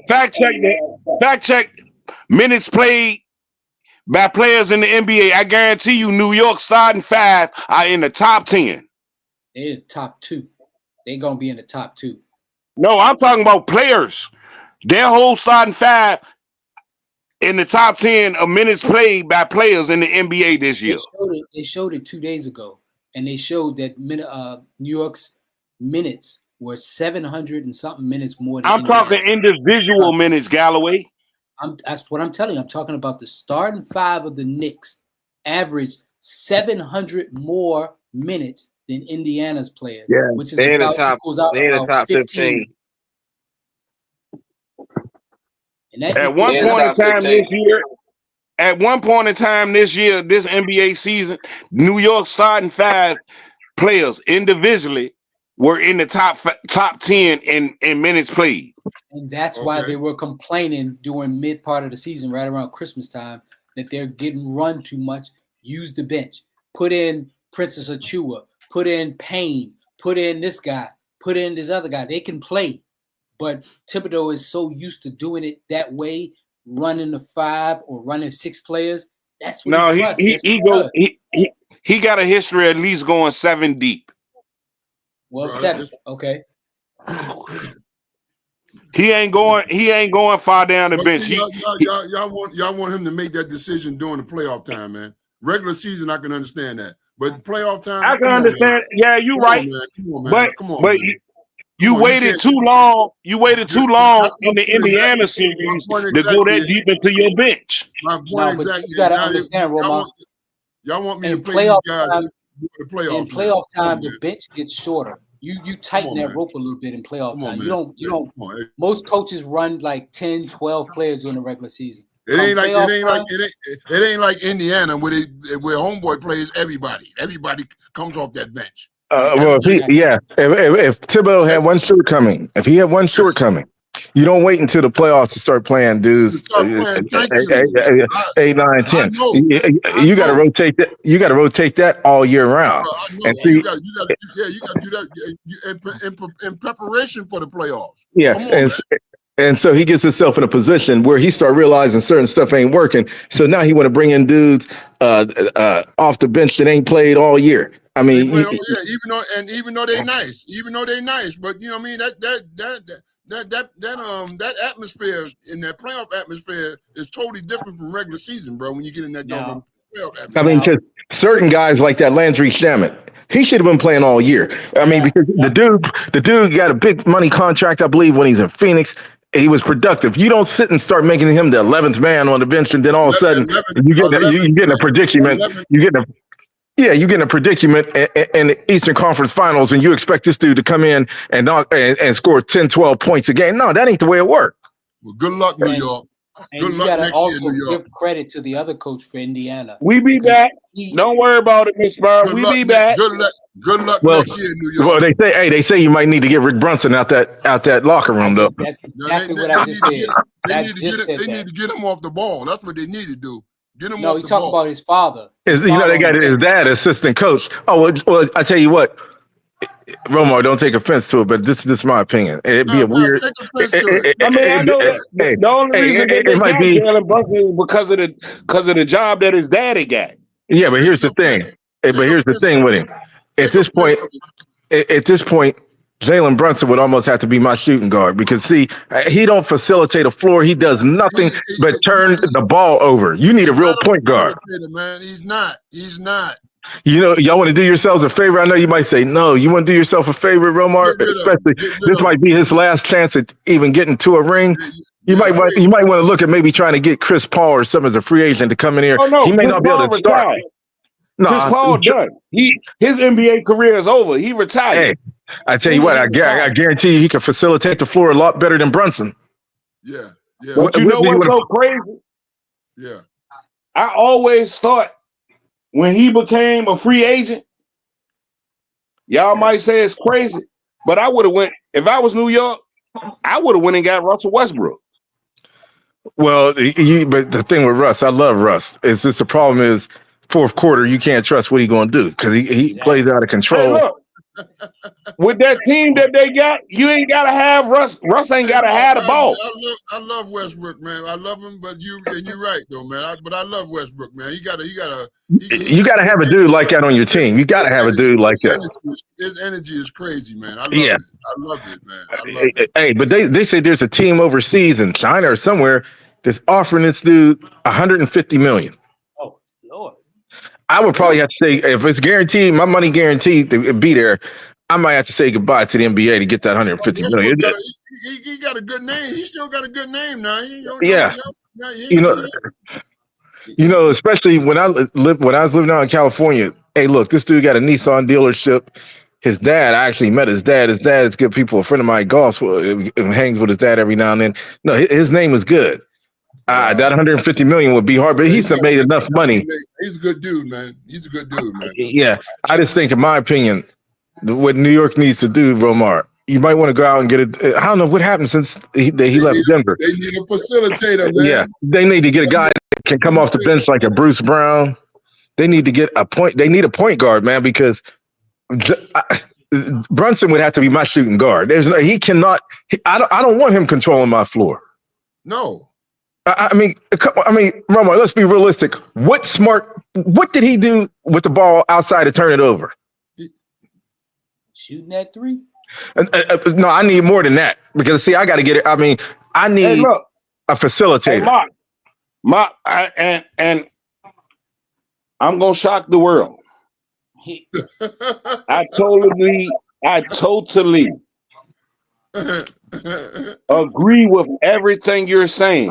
Okay. Because one of the determining factors for me, is height wise. He's always going to be at a disadvantage with a point guard. Well, let me ask you a question. They say Drew Holiday is going to be available this offseason. Does New York try to get him? I'll go get him. I would definitely go get Drew Holiday. Now you can't start both of them though. You can't have. Yes, you can. Why can't you? Why? Hey, look, hold on. Drew Holiday 6'3". Imagine this new coach and a new starting lineup for the Knicks. My starting lineup, if I get Drew Holiday my 1, Brunson my 2, Obi my Mikal Bridges my 3, OG my 4, and Kent my 5. I tell you what, I hate to say this, Romar. I could somehow get rid of Mikal Bridges or either fire Leon Rose for giving up 5 first round. He gave up 5 first round picks for this dude. I know. Look. And he played softer than anybody in the NBA playoffs this year. He is the worst decision maker. His shot selection. You give up 5 first round picks for in the playoffs. The man averaged only like 16 points in the playoffs. That goes back to scouting, right? Well, that's Leon Rose. Leon Rose should have got. He should have been the one getting fired, not Thibodeau. The general manager should have got fired. I only need to fire himself anyway. I got a question. Which GM for New York was worse? Was it the Knicks for the 5 first round picks for Mikal Bridges, or the Giants for letting Saquon walk to Philly? Well, I'll put it to you like it's the best way to say that. Both of them should have been fired. Both. Yeah. I mean, I want to ask you, when you're giving up 5 first round picks, that's something you might give up to get a Giannis or somebody. I wouldn't even give up 5 first round picks to get Giannis. Ain't no way in the world you do that for Mikal Bridges. Nothing against him. But I watched this dude in that conference finals. He was undecisive with his shots, made horrible turnovers. I mean, played a little bit of defense. I'll give him that. He hit a couple. But Mark, what little bit of defense did you see? Because I seen this man playing 6 feet off a defender in pick and roll situations. I'm trying to give him the benefit of the doubt, Romar. Don't you dare try to give that man the benefit of the doubt. He's small, man. You know what the big problem y'all made in New York? Y'all got rid of the wrong dude. Because see, Hey, look, instead of getting the only reason him, that they gave up 5 first They round got rid of a couple of the wrong dudes. instead of getting Bridges, they should have paid Hartenstein and should have kept DiVincenzo. Y'all might be in the final. Hey, look, and all I'm gonna say is they in the finals. Mark, they in the finals. Hartenstein is anyway, and Obi Toppins. But I'm gonna blame. I ain't gonna blame. I'm gonna blame management. But the only reason management gave up them 5 first round picks is because y'all got rid of the best coach to make the finals next year. Y'all got rid of him. Good luck. Hey, look. The decision to do that 5 first round pick, that was a Rick Brunson move. That the organization wanted to have because of Rick Brunson's son. Maybe Bronson can take over the head coach. Josh was the one that needed to go. He was trash. But you know what? You got to kind of keep that cat. And I say that for one reason. I say that because he brings a certain amount of toughness. Because Towns definitely ain't got it. I mean, he's the most uncoordinated big dude I've ever seen in my life. He like the salty ice cream truck. I mean, see some of these cats. Man. See some of these cats couldn't have made it back in the old school era. I don't know. And maybe I'm wrong, but my allegiance go with the old school players. And some of these cats couldn't have made it.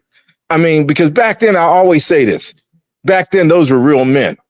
This thing what you got happening now, it just wouldn't have worked back then. I mean, it wouldn't have worked. The load management. He got to scratched his arm. He's out tonight. See, that didn't work back then. See, because these cats had to play for their money. Well, who is at fault for the soft era of the NBA? This era that you got right now. This is the softest era I ever seen in but what player? As far as big man.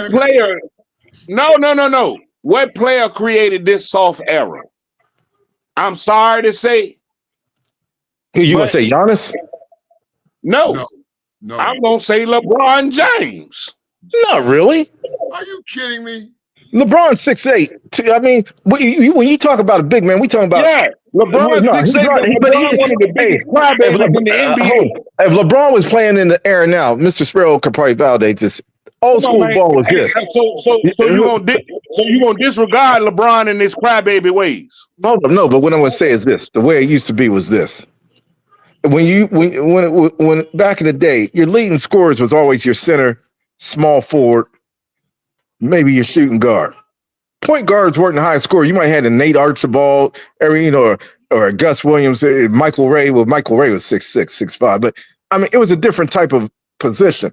Tiny was the best that ever did it, without a doubt. When you got a guy when you get guys that's 7 feet that will not come in the paint, in my opinion, there ain't no place for them in the league. I mean, but of course they're gonna be there. But old school, they wouldn't have made it.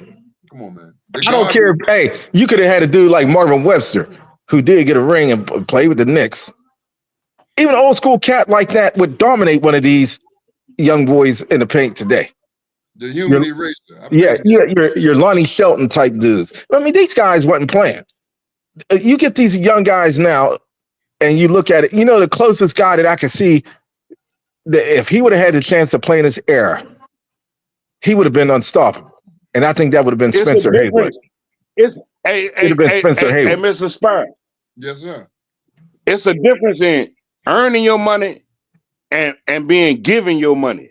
These cats in the NBA today are giving their money before they earn it. Mm-hmm. Mm-hmm. So why am I gonna bust my tail when all I gotta do is go out here and show you that I can score 20 plus points or better for $100 million or $200 million contract? Well, I'll put it to you like this, Romar. You know what player in today's era? You don't have to earn your money no more. Yeah, but you know what player in today's era? That's another thing. You don't have to earn your money in the league no more like you did at doing them times y'all talking about.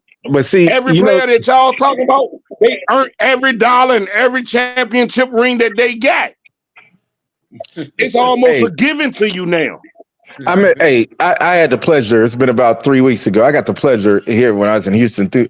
My buddy, we was out fishing, and he was out there fishing the same place we were in a small pond, and we ended up talking. He exchanged numbers, everything. I had the opportunity to meet Calvin Murphy. Wow. And I'll tell you something. Everybody talk about Jalen Brunson and all. Wow. He'd have had a problem with this dude. Wow. Cal. Oh man, he'd have had a problem with Calvin Murphy. People don't realize Calvin Murphy. Hey, Calvin Murphy was a world-class athlete. This dude was a baton champion, I believe. A baton twirling champion. I mean, I put it to you like this. I mean, he told us a story about when he got into it with Sidney Wicks. Sidney Wicks played with the Trailblazers at the time. He about 6'9". Yeah, I remember that. Hey man, he beat the hell out Mark, of Sidney. you're gonna have to get Calvin Murphy on the show. Oh, yeah, I'm working to do that. Trust me, I'm working to do it. That's Karate Boogaloo. Shoot. Calvin Murphy wasn't there. Calvin Murphy wasn't there. He said Karate Boogaloo. Oh, yeah, he was a beast. They scared of him. Hey, no big dude tried. He played with the Houston Rockets, right? Hey, yeah, he lives about 15 minutes from me. Hey, nobody wanted to challenge this dude in a fight. Oh no, you ain't gonna mess with Calvin Murphy back in them days, man. And he was only 5'9". Did he play with Elijah Wan? Oh, No, he was gone. Mr. Sparrow would know it better than me, but he was gone by then. But he went. Hey, he came out with like Kareem in that era with Kareem Jabbar. But he was one of that. But I know of him because he was one of Houston's best players back then. Gangster. 5'9", went to Niagara. Aggressive. Yeah. Oh, he wasn't scared to fight neither. Oh no, he wasn't scared. Oh no, not the big boys, not the little boys. Yeah, like hey, Sidney Wicks was 6'9". Sidney Wicks was 6'9". He beat the hell out of Sidney Wicks. Yeah, the big boys. You can't just foul him and think he ain't gonna get up and then get up in your face. I don't give a dog on who you are. Mama said knock him out. Yeah, that part. That part. That part. Hey, that was a bad brother, man. Yeah, that part. Shoot. And the thing that people tend to forget, he had a dude to play with him. If it wasn't for that situation that happened with that fight, Rudy Tomjanovich. Hey man, that Rockets team. Rudy was tough. Rudy was a scrapper. Yeah, but he ran into, what's sad? He ran into a punch from a dude that really didn't mean to hit him. Yep, and ended his career. It broke his nose and ended his career. No, it broke his jaw. It got to the point where I saw the documentary on this. Rudy T said he started tasting something weird in his mouth, and it was fluid from his brain. Wow. I mean, and I know, watching this thing, because I watched the documentary with Kermit Washington. Hey man, this dude was 50-something years old and doing this documentary, and he was curling 100 pounds on each arm. So I don't know I can't imagine the force of that punch. And when he was in his 20s compared to when he's in his 50s. Wow. Hey, let me ask a question, man. Well, I guess Rudy was in the wrong place at the wrong time. Pretty much. What you saying, Mr. Sparrow? I like to ask if I can get Chris Washburn to get on the show one day. Oh, what? Oh yeah, he played in the league. I remember that name. Oh man, hey, I remember Al McGuire did a thing on Chris Washburn. He coming out of Laurinburg Institute down North Carolina. I coached him when he came to Laurinburg. Hey man, he was 6. Who he played for in the NBA? North Carolina State, and he played. He was NC State. He got. Go ahead, sir. He just got his book out. He just wrote his book. Hey man, did he come? He came after Gugliotta, right? Yeah, I think y'all. Nah, he came before. Yeah. Before. Oh, he was before Gugliotta. He came out in 1986. He was drafted right behind Len Bias, I believe. Oh no, he played with Gugliotta then. Yeah, right. Yeah. He played with North Carolina State with Jim Valvano on that. Yeah, he played a year. He played a year with the tough Tom Gugliotta. Well, it was him, and they had another big man named Charles Shackelford. Charles Shackelford, and yeah, he was with that whole crew, Spud Webb and them. Yeah, it's sad because this brother was 6'11". I remember first time I ever heard of him, because I was a year ahead of him. Out of And Hickory, yeah, and they talk about He this played dude that in, was 6'11". They showing how this dude could get up, how he could do this, do that. man, bro. he played in Sacramento, didn't he? No, Golden State. Played with Golden Oh. State. Golden State drafted him, and then he got traded to the Atlanta Hawks, and got down here, and you know, he got into that life. He got caught into them Atlanta street. He got caught up in that life, man, and lost. He was making millions and lost them millions. Well, you want to know the sad though? I remember reading an article. I remember reading the article his rookie year when he got to Golden State, and they asked, you probably remember this guy, Mr. Sparrow. They asked Greg Ballard I remember if he could kind of just keep an eye on him. Mhm. Basically, they signed Ballard to kind of just keep watch over him. Yeah, I knew he was in for a crash course when he was in Longburg, when I coached him down there in Longburg. You know, when they was coming there to recruit him. And how you know that? I coached him down in Longburg. So like what? He was just a high head. So you know, yeah, he was. You know, he just didn't listen. You know, he thought smoking and not going to classes and you know was a thing for him because he was that dude. You know what I mean? He was that. So dude. Mr. Sparrow, so would you say that he was one of those guys, as y'all older folk would look at us sometimes and say, you're young, dumb, and full of. Yeah. That part. Well, you know they say, well, you know what? That part. You ain't got to listen to us, but they got something for you out to this. Yeah. So I mean, it was a horrible waste of. I hate to say it was a horrible waste of a career. Man, because. But hold on, see, like I hear like and June is mental health month. Mm-hmm. So with everything that we talking about, a lot of these players that then crashed out on their careers and everything. Mm-hmm. But sometimes we all got to look at it. Going from nothing to something. Yeah. Sometimes it's hard to deal with if you ain't got nobody to help you make that transition. Well, here's the thing. I've always said this about the black athlete, and most of the time, Lamont, the black athlete is coming from nothing to something. But here's the thing. At least I know, where I grew up, when you go into the playground, you usually had the older cats there who would mentor you through it. Right, they would try to tell you. Okay, but you ain't got them older. You ain't got them older cats in your. You ain't got them older cats in your corner once you get into the big time. Well, no, but what I'm saying is, a lot of times, I mean, I'll say it right now. Growing up, my mom and dad weren't together. My dad lived about 30 minutes away. But hey, growing up, of course, during the winter, they could see you downtown with your mom shopping, whatever. They used to come up to my mom and say, "Hey, look, as soon as the weather break, he gonna be down there at the playground. We got him." And that's the way it was. And for me, I can't. You didn't want to let those type of guys down because they do forewarn you for what's out there. I'm pretty sure Mr. Sparrow spoke with Chris Washburn, about what was out there. But the problem is sometimes it don't get through because they think they got this other level that can get them. Yeah. And see, what ends up happening, I hate to say it, is what black athletes don't realize is that we ain't nothing but another of a offspring of a racehorse. And what I mean by that is, as long as we win, place, or show, we all know that. We all know that we ain't nothing but thoroughbreds that's running that they look at as winning the race in the Kentucky Derby. Yeah, I see that, Mr. Sparrow. Yes, sir. Out of bounds. We ain't nothing. Come on, man. You got women out here that be like, hey, I ain't gonna do nothing. I'm gonna take my chances getting pregnant by an NBA player. Well, again, you can ask Anthony Edwards about that. He's a prime example. You got. Hey, I was just reading on somebody. Joke. Hey, Mark.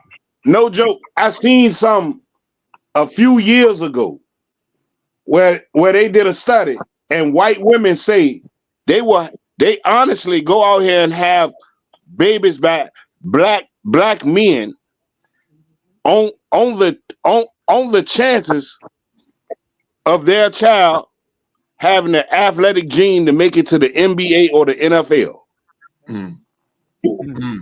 Well, Well, see, you know what's going to happen when that time comes, when judgment day comes, and the man from up above decides that he Amen. looks down on everything. Amen. He We gonna have have a nothing little but pray. Hey, he Amen. gonna have a little conversation for each and every one of us. Amen. So Amen. I guess in saying that, some of the stuff that these people, you know, women do or whoever do, that think they get in a pass or it's a way for them to get on. Trust me, they're gonna have to answer to somebody.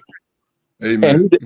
And I'm a true believer in that. And you know, it's sad that these young men, yes, they are put in a position of being subjected to certain things, trying to figure out how to handle it, et cetera, et cetera. But on But the you back grown. end, You know but, how. no, You know. no, but You know here's right from wrong. but on the back end of it, I can't speak for all, but not everybody comes from that two parent home where you got the mother and father there. They can, you know what I'm saying? And so it's where where these young men have to. You would think it's the same thing I could just say of messing with a drug.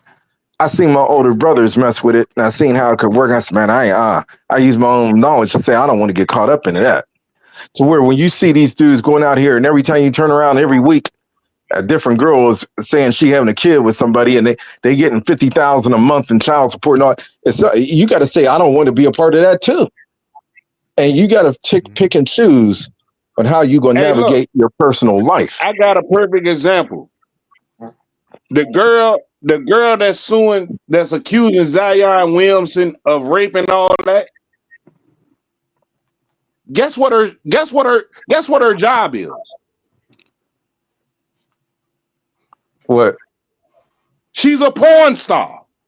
Well, here's the problem. Well, Roma, here's the problem. You got to pick and choose. Not only is she a porn star, and she's black, but she says she'll never deal with black men. Well, okay. Well, here's the deal here. I don't mean to be explicit, but I would never deal with her. Zion is the fool if I'm an athlete, I'm she smart. preyed on a young. She preyed on that young black man like that. But guess what? Again, and this is just my opinion. Yeah. It's one of those things where they say they have these symposiums for rookies and stuff when they come into the league, different things on what to watch out for. Ex-players come in and try to navigate them, try to tell them. See, a lot of these generations of young cats now, like, old school. No, hear me out, Romar. Hear me out. They come with that, man, old school can't tell me nothing. I got it, blah, blah, blah, blah, blah. Then as soon as something happened, they hit the panic button and they want to come back to old school. Hey, when old school was trying to give you some game, it wasn't good enough. Now you're in a spot where you need to figure. Well, you got to figure it out. Hold on, let me tell you why. Hey, my nephew. Let me tell you the story, bro. My nephew played football, went to Pitt. Then he hurt his knee, and the school that originally was recruiting Miami of Ohio at the time, Ben Roethlisberger was there. My nephew decides they bring him in with open arms, bring him in, he plays. His knee eventually was too bad for him to play. But I remember he ended up moving down to Richmond. Had been telling me for a couple of years he was trying to get this job at Dominion Power. Ended up getting the job at Dominion Power.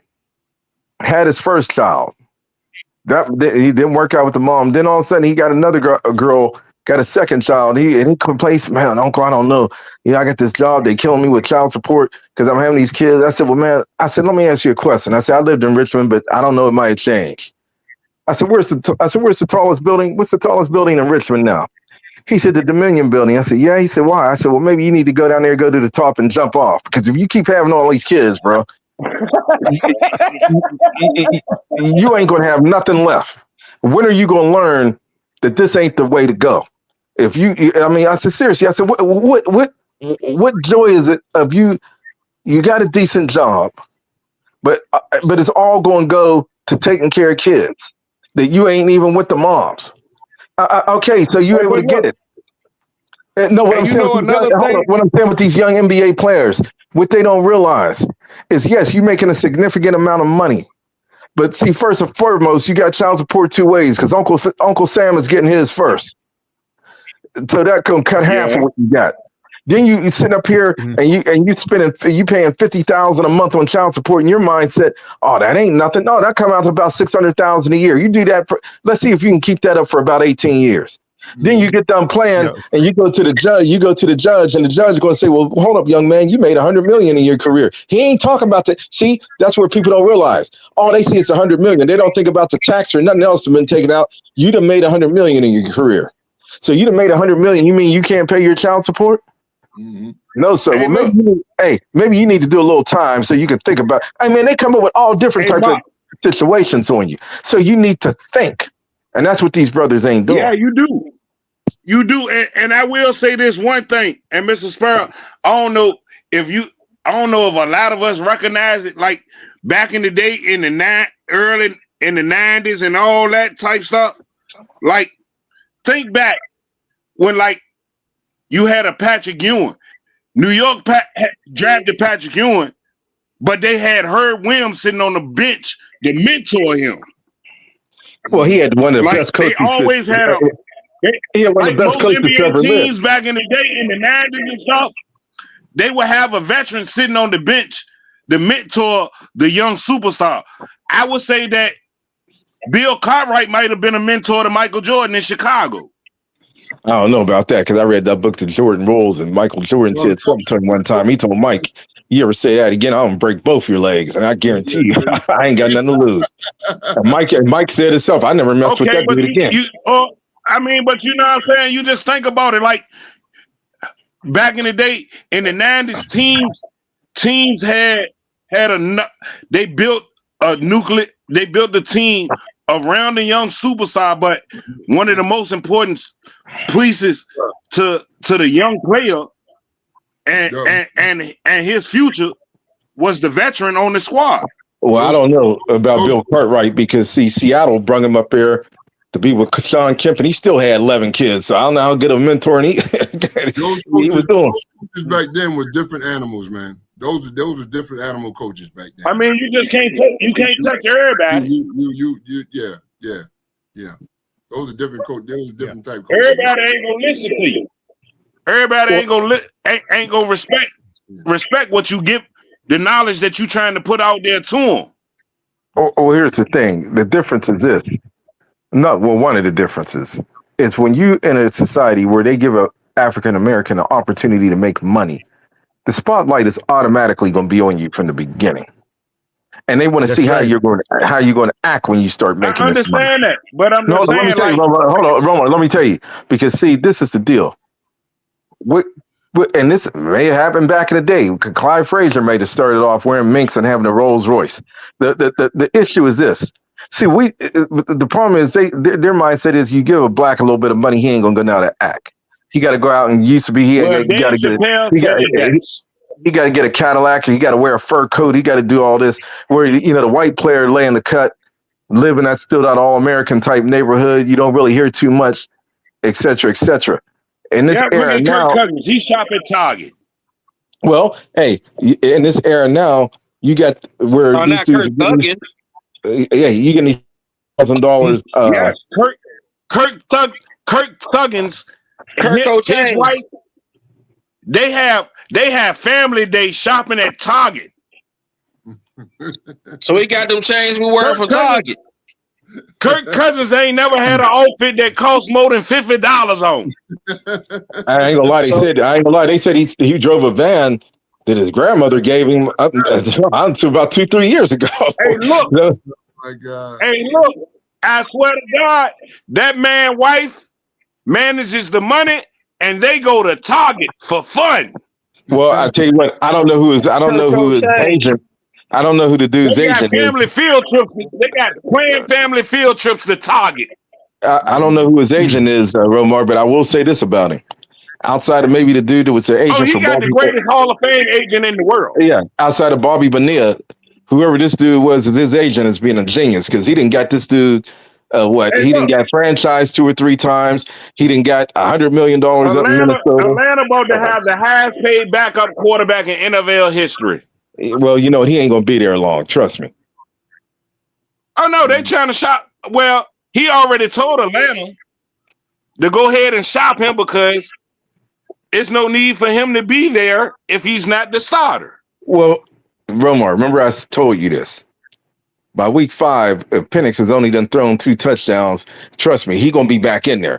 I mean, nothing against Hold on, Penix, but he better produce. Remember on draft night when we had the show, we were all puzzled by them drafting Michael Penix. Yeah, I hate to say this because this is a brother, but I'm still iffy on him to a point. I mean, maybe I got to see something different, but it's like I'm telling you, I'm giving him about 4 weeks. Let Atlanta be 1-3 or 2-2, and he only done thrown a touchdown or 2. Oh, they're gonna come back to Cousins, and then they're gonna get their $100 million out of him one way or the other. I hate to say that when you're a black quarterback and a situation, you got to think about it. Romar, you're a Commanders. Hey, you're a Commanders fan. When you take RG3 with the 2nd or 3rd pick in the draft, then you turned around a round later and took Kirk Cousins. Somebody didn't want you there. Mm-hmm. Mm-hmm. Hey, but look, I'm not gonna. I really don't. I ain't really got nothing to say wrong against Kirk Cousins, because if you look at it, record-wise, the money that he's been given, he's worth every bit of it, because he's one of few quarterbacks that you can say never had a losing season in his NFL career. Well, I'll tell you this much. I think Pittsburgh made the wrong choice, because that's who they should have taken instead of Aaron Rodgers. Yeah, if I was Pittsburgh, I definitely would have reached out to see if Atlanta went with the move. Atlanta had already let you know by the end of the season he's on the trading block. But you're dealing with an organization that I can't criticize, because I've always thought they were the best drafting team I've ever seen. But they're the cheapest team you want to deal with too. Yeah, but Pittsburgh might be the best drafting team that you ever seen. But they're cheap. Pittsburgh, they don't want to spend no money. They the worst team at wanting to goddamn spend money on to keep their players. Well, that's what I just said. Team in the NFL. When it comes time for them to pay a big time player, the only player that they ever played was Ben. Yeah, I was going to say, if it comes time to paying somebody, that player might as well call his realtor up like now, because they ain't doing it. Yeah. You telling me that you let Antonio Brown, Le'Veon Bell walk, James Harrison, like you talking about, you let players go in the prime of their career, and your organization say, well, you was good enough to play for me because we got you for cheap for the first 5-6 years of your career. Well, you know what? They may have been smart. They may have been smart with Antonio Brown, though. It goes back to what Mark was saying, man. They cheap. Yeah. Yeah. Give me your money. You can't blame them. You can't blame them, because during those years, you got this player.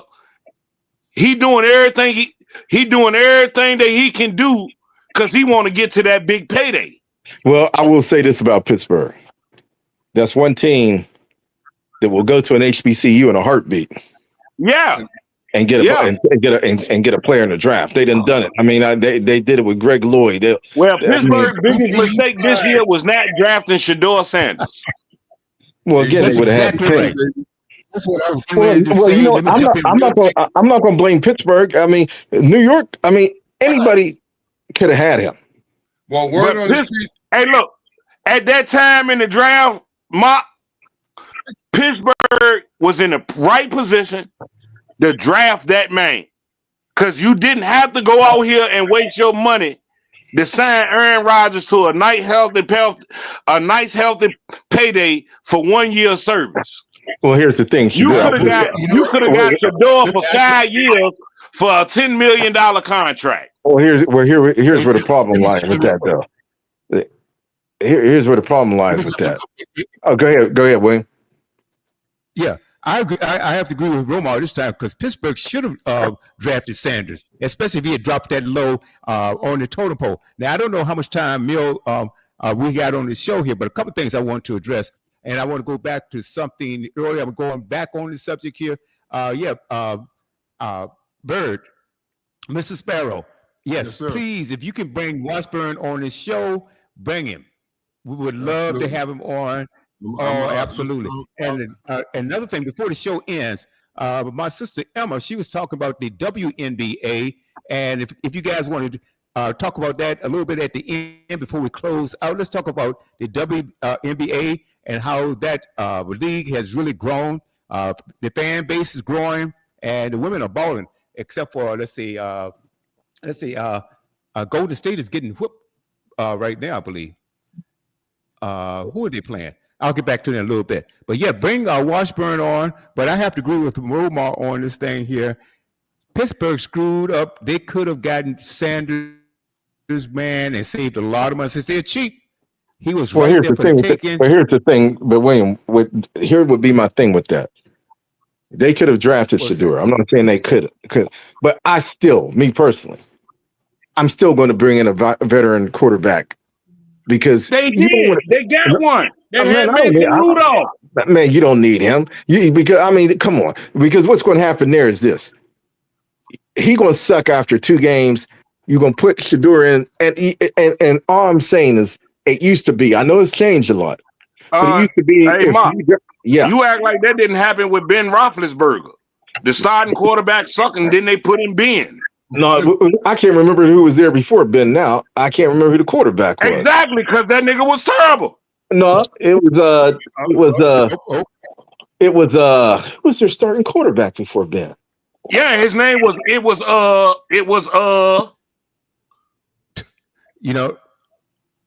I think Ben was overrated, but number 2, I still believe that they should have brought Sanders in, and I'm not sold on Aaron Rodgers. Did you see how he stank up the joint last year? Well, you know what? I agree with you, but what I'm saying, William, you bring in, you draft Shedeur. I'm good with that, but you got to bring in a veteran quarterback, and I say that because number one, if they would have brought in Aaron Rodgers done already let it be known. I ain't mentoring nobody. He ain't do it with Jordan Love. He said Brett Favre didn't do it with him. It ain't happening. Yeah. You bring in a Kirk Cousins. You just come from a situation where the dude just got screwed with them drafting a rookie so quarterback. So you're saying if they would have got Kirk Cousins, they would have drafted Shedeur? No, what I'm saying is if you was going to draft Shedeur, then you, to be honest, you might say I'm crazy for saying this, then that's when you might go and get a dude like a Jameis Winston to put in front of him. No, you can't say that because with who Shedeur father is, and the way that Shedeur grew up, playing football and doing all that, he's already matured than his age is in the game. But here's the thing, Romar. This is just my opinion. And he showed that in college. He was above, he wasn't your average college quarterback. But here's the thing, and this is where I tend to disagree. Pittsburgh is not a town that and trust me, I grew up back there. Pittsburgh is not a town for a black quarterback. No, I'm not saying that. What I'm saying is, you bring Shedeur in, then you better produce right now, because see, they ain't giving you too much room. No, I'm telling you my opinion. I don't know if it was, because here's the thing. One of them ain't gonna be the starter in Cleveland. Watch what I tell you. Well, you know what? That's a circus up here. And to be honest with you, the starting quarterback probably gonna be Flacco. I'm telling you now. I definitely would. Let's put $50 on that right now. No, I got $1.50 on it. Okay. I'm just not. I'm not the guy that's just gonna willy-nilly throw away $50. Well, you said it. Hey, if you're confident he's gonna be the starter, you ain't throwing it away. Yeah, I'm confident. Right. I'm confident for $1.50. Well, then you ain't got confidence. I don't believe the whole organization in Cleveland is worth more than $1.50. What I'm telling you is this. First of all, Kenny Pickett's gonna probably be gone from there. Number 2, Kenny Pickett's gonna stay there. He might really be the starter. No, because you know what? Flacco will be. I guarantee you. No, the second thing is gonna be this. Kenny Pickett's gonna start week 2 then. No, he'll be out of there for a reason. He'll end up going to a team like New Orleans, and I'll tell you why. They can still get a little something for him. Right now, you got to remember something. They got 5 cats on their payroll as quarterbacks, including Deshaun Watson. But look, you know what the crazy thing is? he wouldn't go to New Orleans neither, because New Orleans rookie quarterback is actually showing that he can be a starter week 1. I don't think they'll take that chance. I think this is my opinion. You know, this happens every time. Look, why somebody will get hurt. not? Somebody's gonna get Why hurt not? during the preseason somewhere. You still got 2 young quarterbacks. Spencer Rattler was a rookie last year. Yeah, but they beat that. That dude got mocked. I tell you who they say. You know who they say look. I tell you who they say look horrible. Is that quarterback the Giants drafted instead of taking Shador? That Jackson Dart out of Mississippi. Oh, Jackson Dart. From what I've heard, he ain't looking great in camp. But I mean, it's still earliest time. But you got teams that's going to need somebody. You got to remember, Minnesota got J.J. McCarthy up there. Who do they got behind them? You don't even want to know Tyler Heineke. Well, anyway, again, you see what I'm saying? So you got some of these teams. Kenny Pickett, they could, if they're playing it smart on that one, I believe he'll end up getting traded. I believe Flacco will be quarterback week 1. Shador will be there. Will be the backup. Don't disrespect Heineke, because Heineke did win an NFC East championship. Well, you know what? The Redskins let him go. He went down to Atlanta. I don't know. He stunk. But again, he ain't sick. He just got paid to sit on the sidelines. Well, sometimes I ain't gonna lie to you. Those backups, if you're a career backup, you end up making pretty decent money. That dude for the Saints did it. Chase Daniel said he made about $60 million being a backup. That ain't bad. Chase Daniels is the highest paid backup in NFL history. He made more money not touching the field than anybody at quarterback. And he may have played a total of 4 games in his career. But the point is, I don't think Shador. I wouldn't have put him in that position this out the gate. I just wouldn't. No. You know what? Hey, Mr. Sparrow. Yes, sir. And you know what? I can't. Actually, the way I look at it, with Cleveland getting Shador when they got him, Cleveland knew. They could have got him early. They could have got him early in the first 4 rounds before they got him. Word on the street is he's tearing camp. Cleveland did what they did. Cleveland did what they did and drafted him when they drafted him because it made better sense money-wise for them. Well, yeah, at that point they had nothing to lose. But word on the street is he tearing. I mean, look. Hey, look. I draft you in the 5th round. You don't cost me no more than $4 million over 5 years. Well, you know what? Here's how that works. Yeah, it's $4 million over 5 years. But say somehow you get Flacco, you got him this year. Shador come in next season. Wait, you got Flacco, but Flacco right now ain't costing you nothing but 1.8 million. No, but the point I'm making is, say Shador comes in next year. Say he comes in next year, he's a starter. He has a great year. Shador already impressing. But what I'm saying, by year 3, that 4-year deal was it's obsolete. Now you got to re-sign me to something different because that ain't happening. So when they be thinking they're gonna have you locked in for 5 years, that ain't. If the dude is anywhere near what he should do, that's not going to happen. But Mop. Yeah, I understand what you're saying, but year 3, we spending the whole year 3 while you playing, discussing a new deal for you to be put on the table by the beginning of year 4. Well, like I said, I think Kenny Pickett will be the one out. Year 4 in the rookie NFL contract is the most important. Yeah. Because year 3, we starting to talks about I need my bag. Now, see, here's a perfect example of something. Through year 3, we talking about agreement on my bag on my contract in year 4. Well, look, here's a perfect example of how important these guaranteed contracts is. That is seen as this little slight bulletin. Now, Zach Edey for the Memphis Grizzlies hurt his ankle. It's the Giants. They thought that they was gonna keep Saquon. you see that Zach Edey then hurt his ankle. They're expecting to miss the start of the season. Wow. What wow, in wow. Memphis? Hey, look, hey guys, look here. Hey, hold on. Mr. Sparrow has to leave shortly. I know he has another engagement, so let him talk for a little bit. James, the floor is yours. Okay, gentlemen.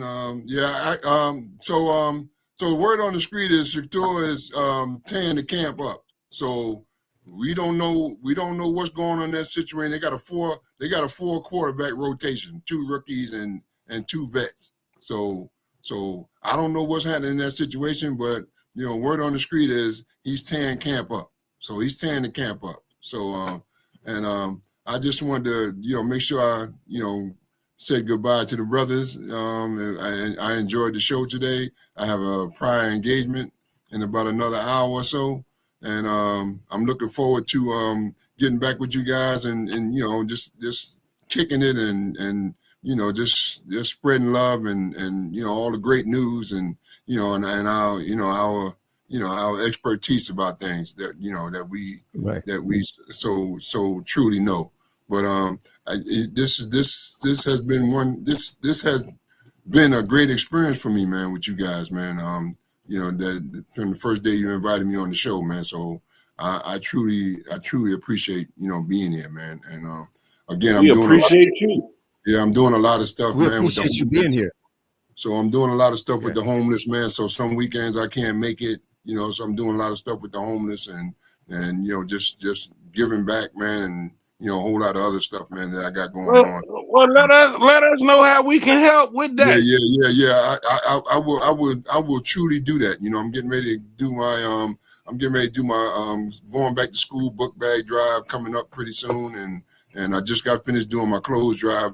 Last weekend it was a total success, and just trying to show love, man. Just trying to show love.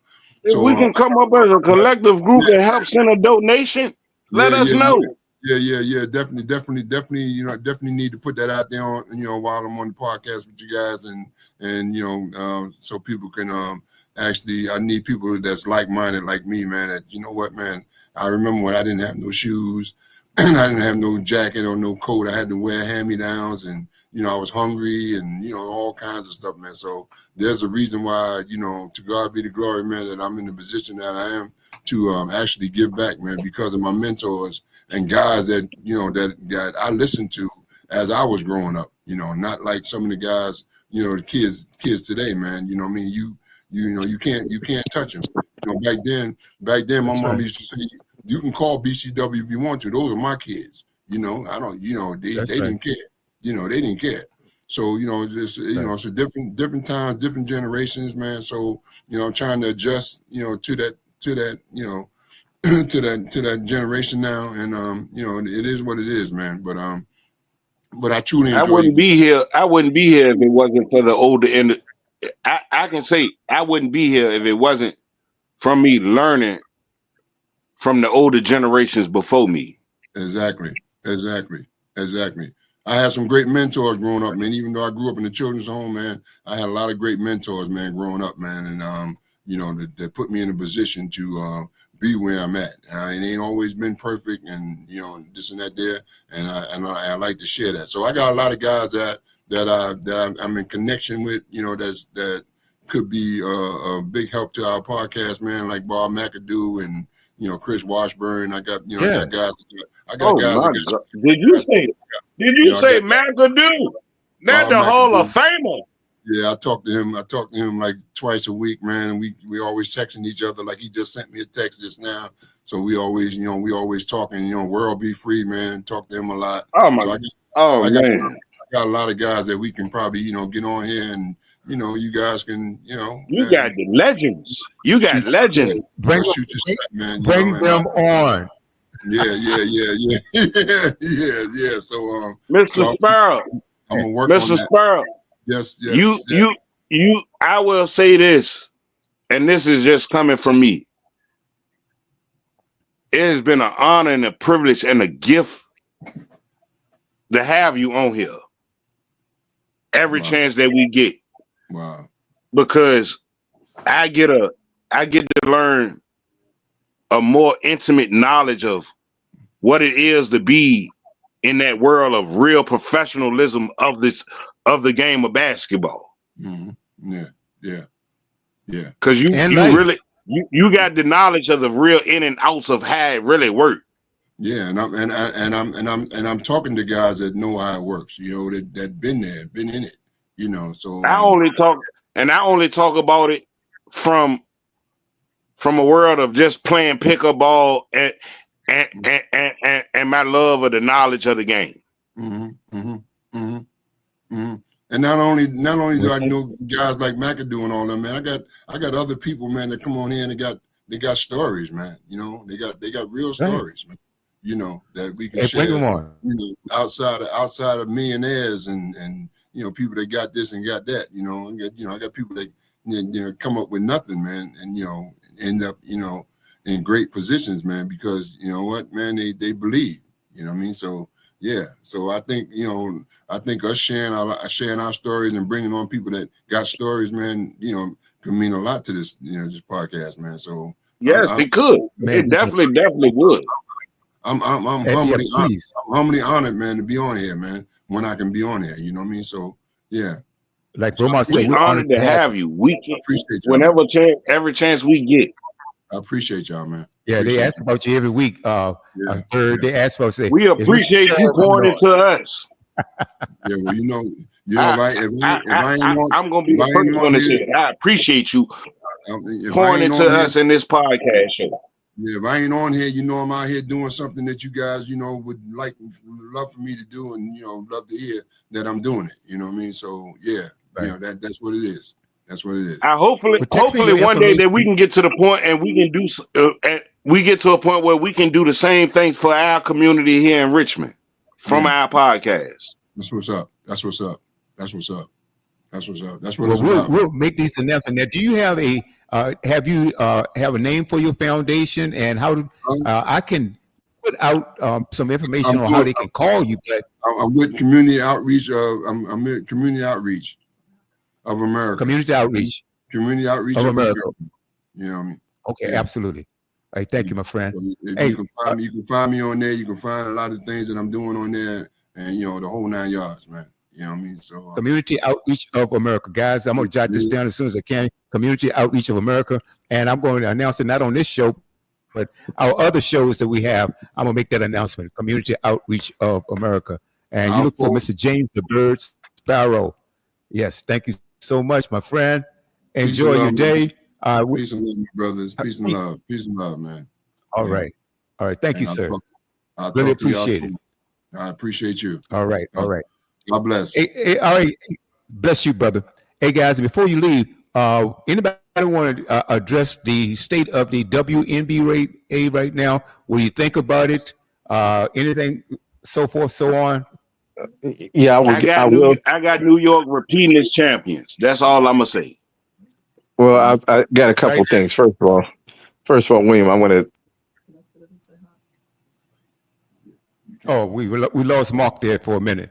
And Romar, you said you got who? New York? Oh, there's Mark. Yep, I got the Liberty. Okay. I got the New York Liberty running it back. Okay, you got the Liberty. Yeah, I'll go with the Liberty also, but I also want to give a quick shout out to Coco Gauff, who won the French Open. Hey, yes, and a marvelous comeback. She's like one of. Fact, I think she made history with that joint today, didn't it, Mark? Well, she was down. She lost the first set and came back. She down. She was down the first set and won the last 2 sets. I think she's the first American female to win it since Serena Williams, right? It's been a while. Right, since Serena won that. All right, guys. And that's the hardest one out of all of them to win. Yeah, because you playing on clay. I mean, there ain't no. I mean, I don't know what that surface would even feel like. Hey, but the fashion that she won it in after going down the first set is crazy in itself. Yeah. So you asked about the WNBA. Right now, it's how can I put it? I'm going with New York to take it off.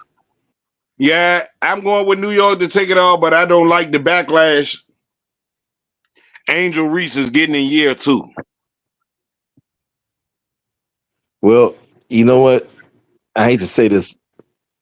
It's almost like she's being called the dirtiest player in the WNBA. Man, they trying to blackball her, Well, man. Well, you know something. I'm sorry. My, She got to take that on, and she got to run with it. yeah, because Well, I'm not trying to be funny. She got to run with that. Yeah, because she kind of brings a little bit. She brings a little.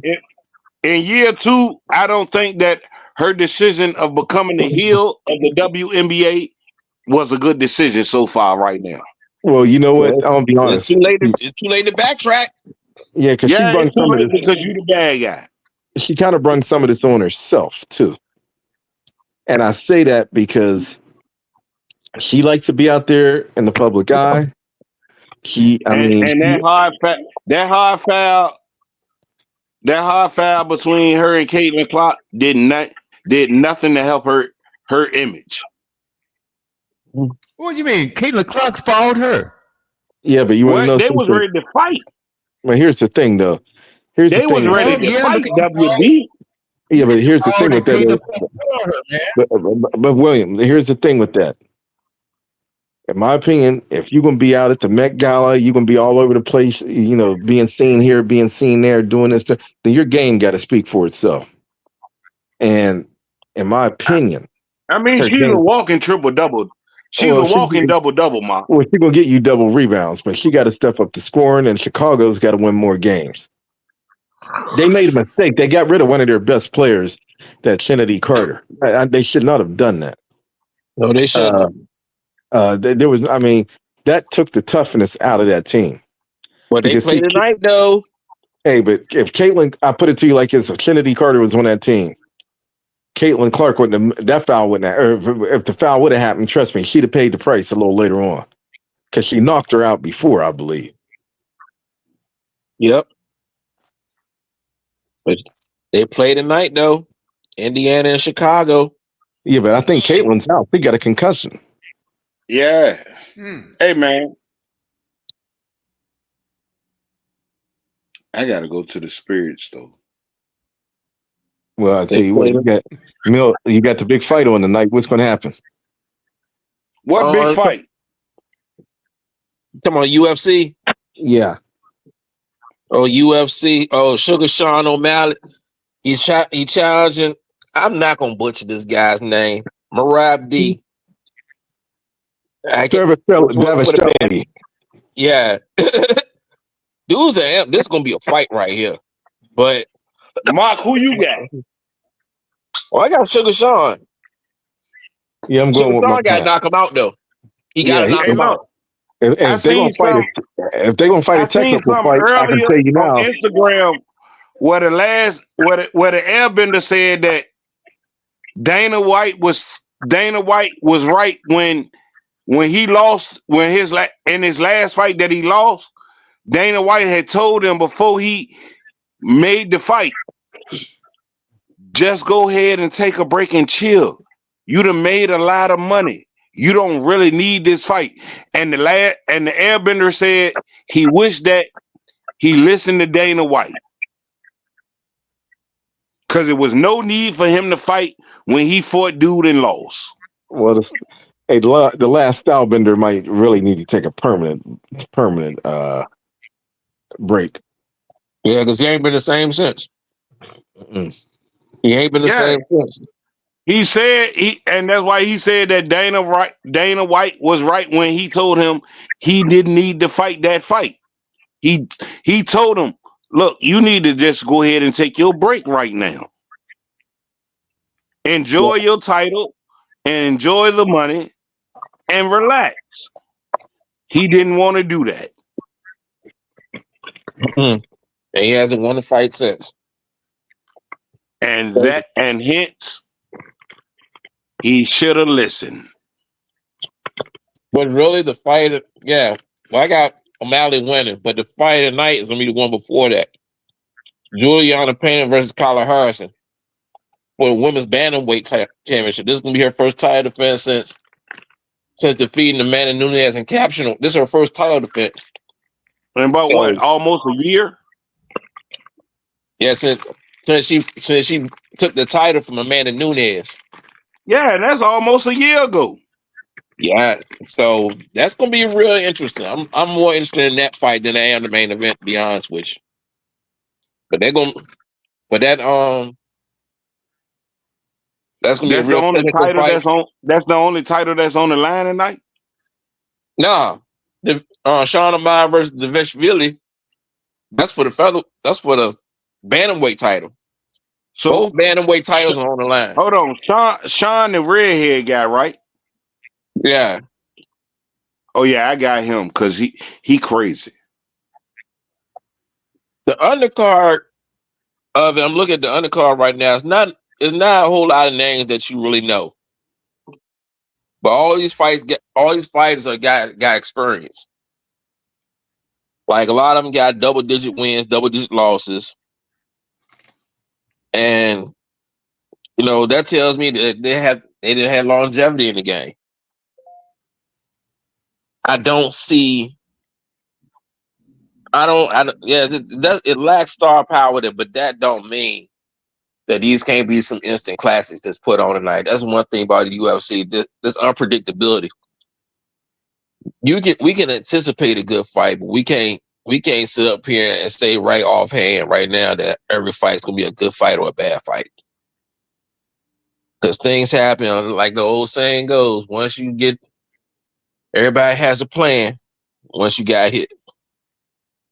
So guys, it's 5:20. We're gonna head this thing on out. So any last words before we part ways this weekend? Yeah, tune in tomorrow for the Gospel Explosion. And then Hope is Alive at 3 p.m. Eastern Standard Time. And then Sunday Night Gold with yours truly, the Jazzy Diva and WB. Oh, yes.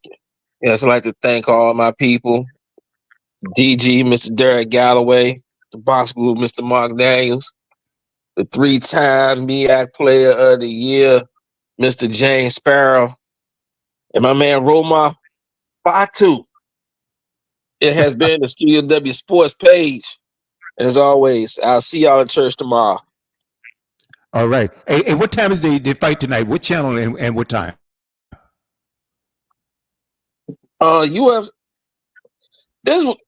Think about these fights. I can't tell you exactly what time the main event comes on, but it's gonna be late at night. It's on pay-per-view. Pay-per-view. All right. Yes, well, sir. I won't be watching that. Anyway, guys, hey, thank you so much. It's always fun. It's always the increasingly popular Studio W Sports page at you guys. So stay tuned. Tell your friends about it. And if you're out there listening, please share this broadcast with everyone out there because it is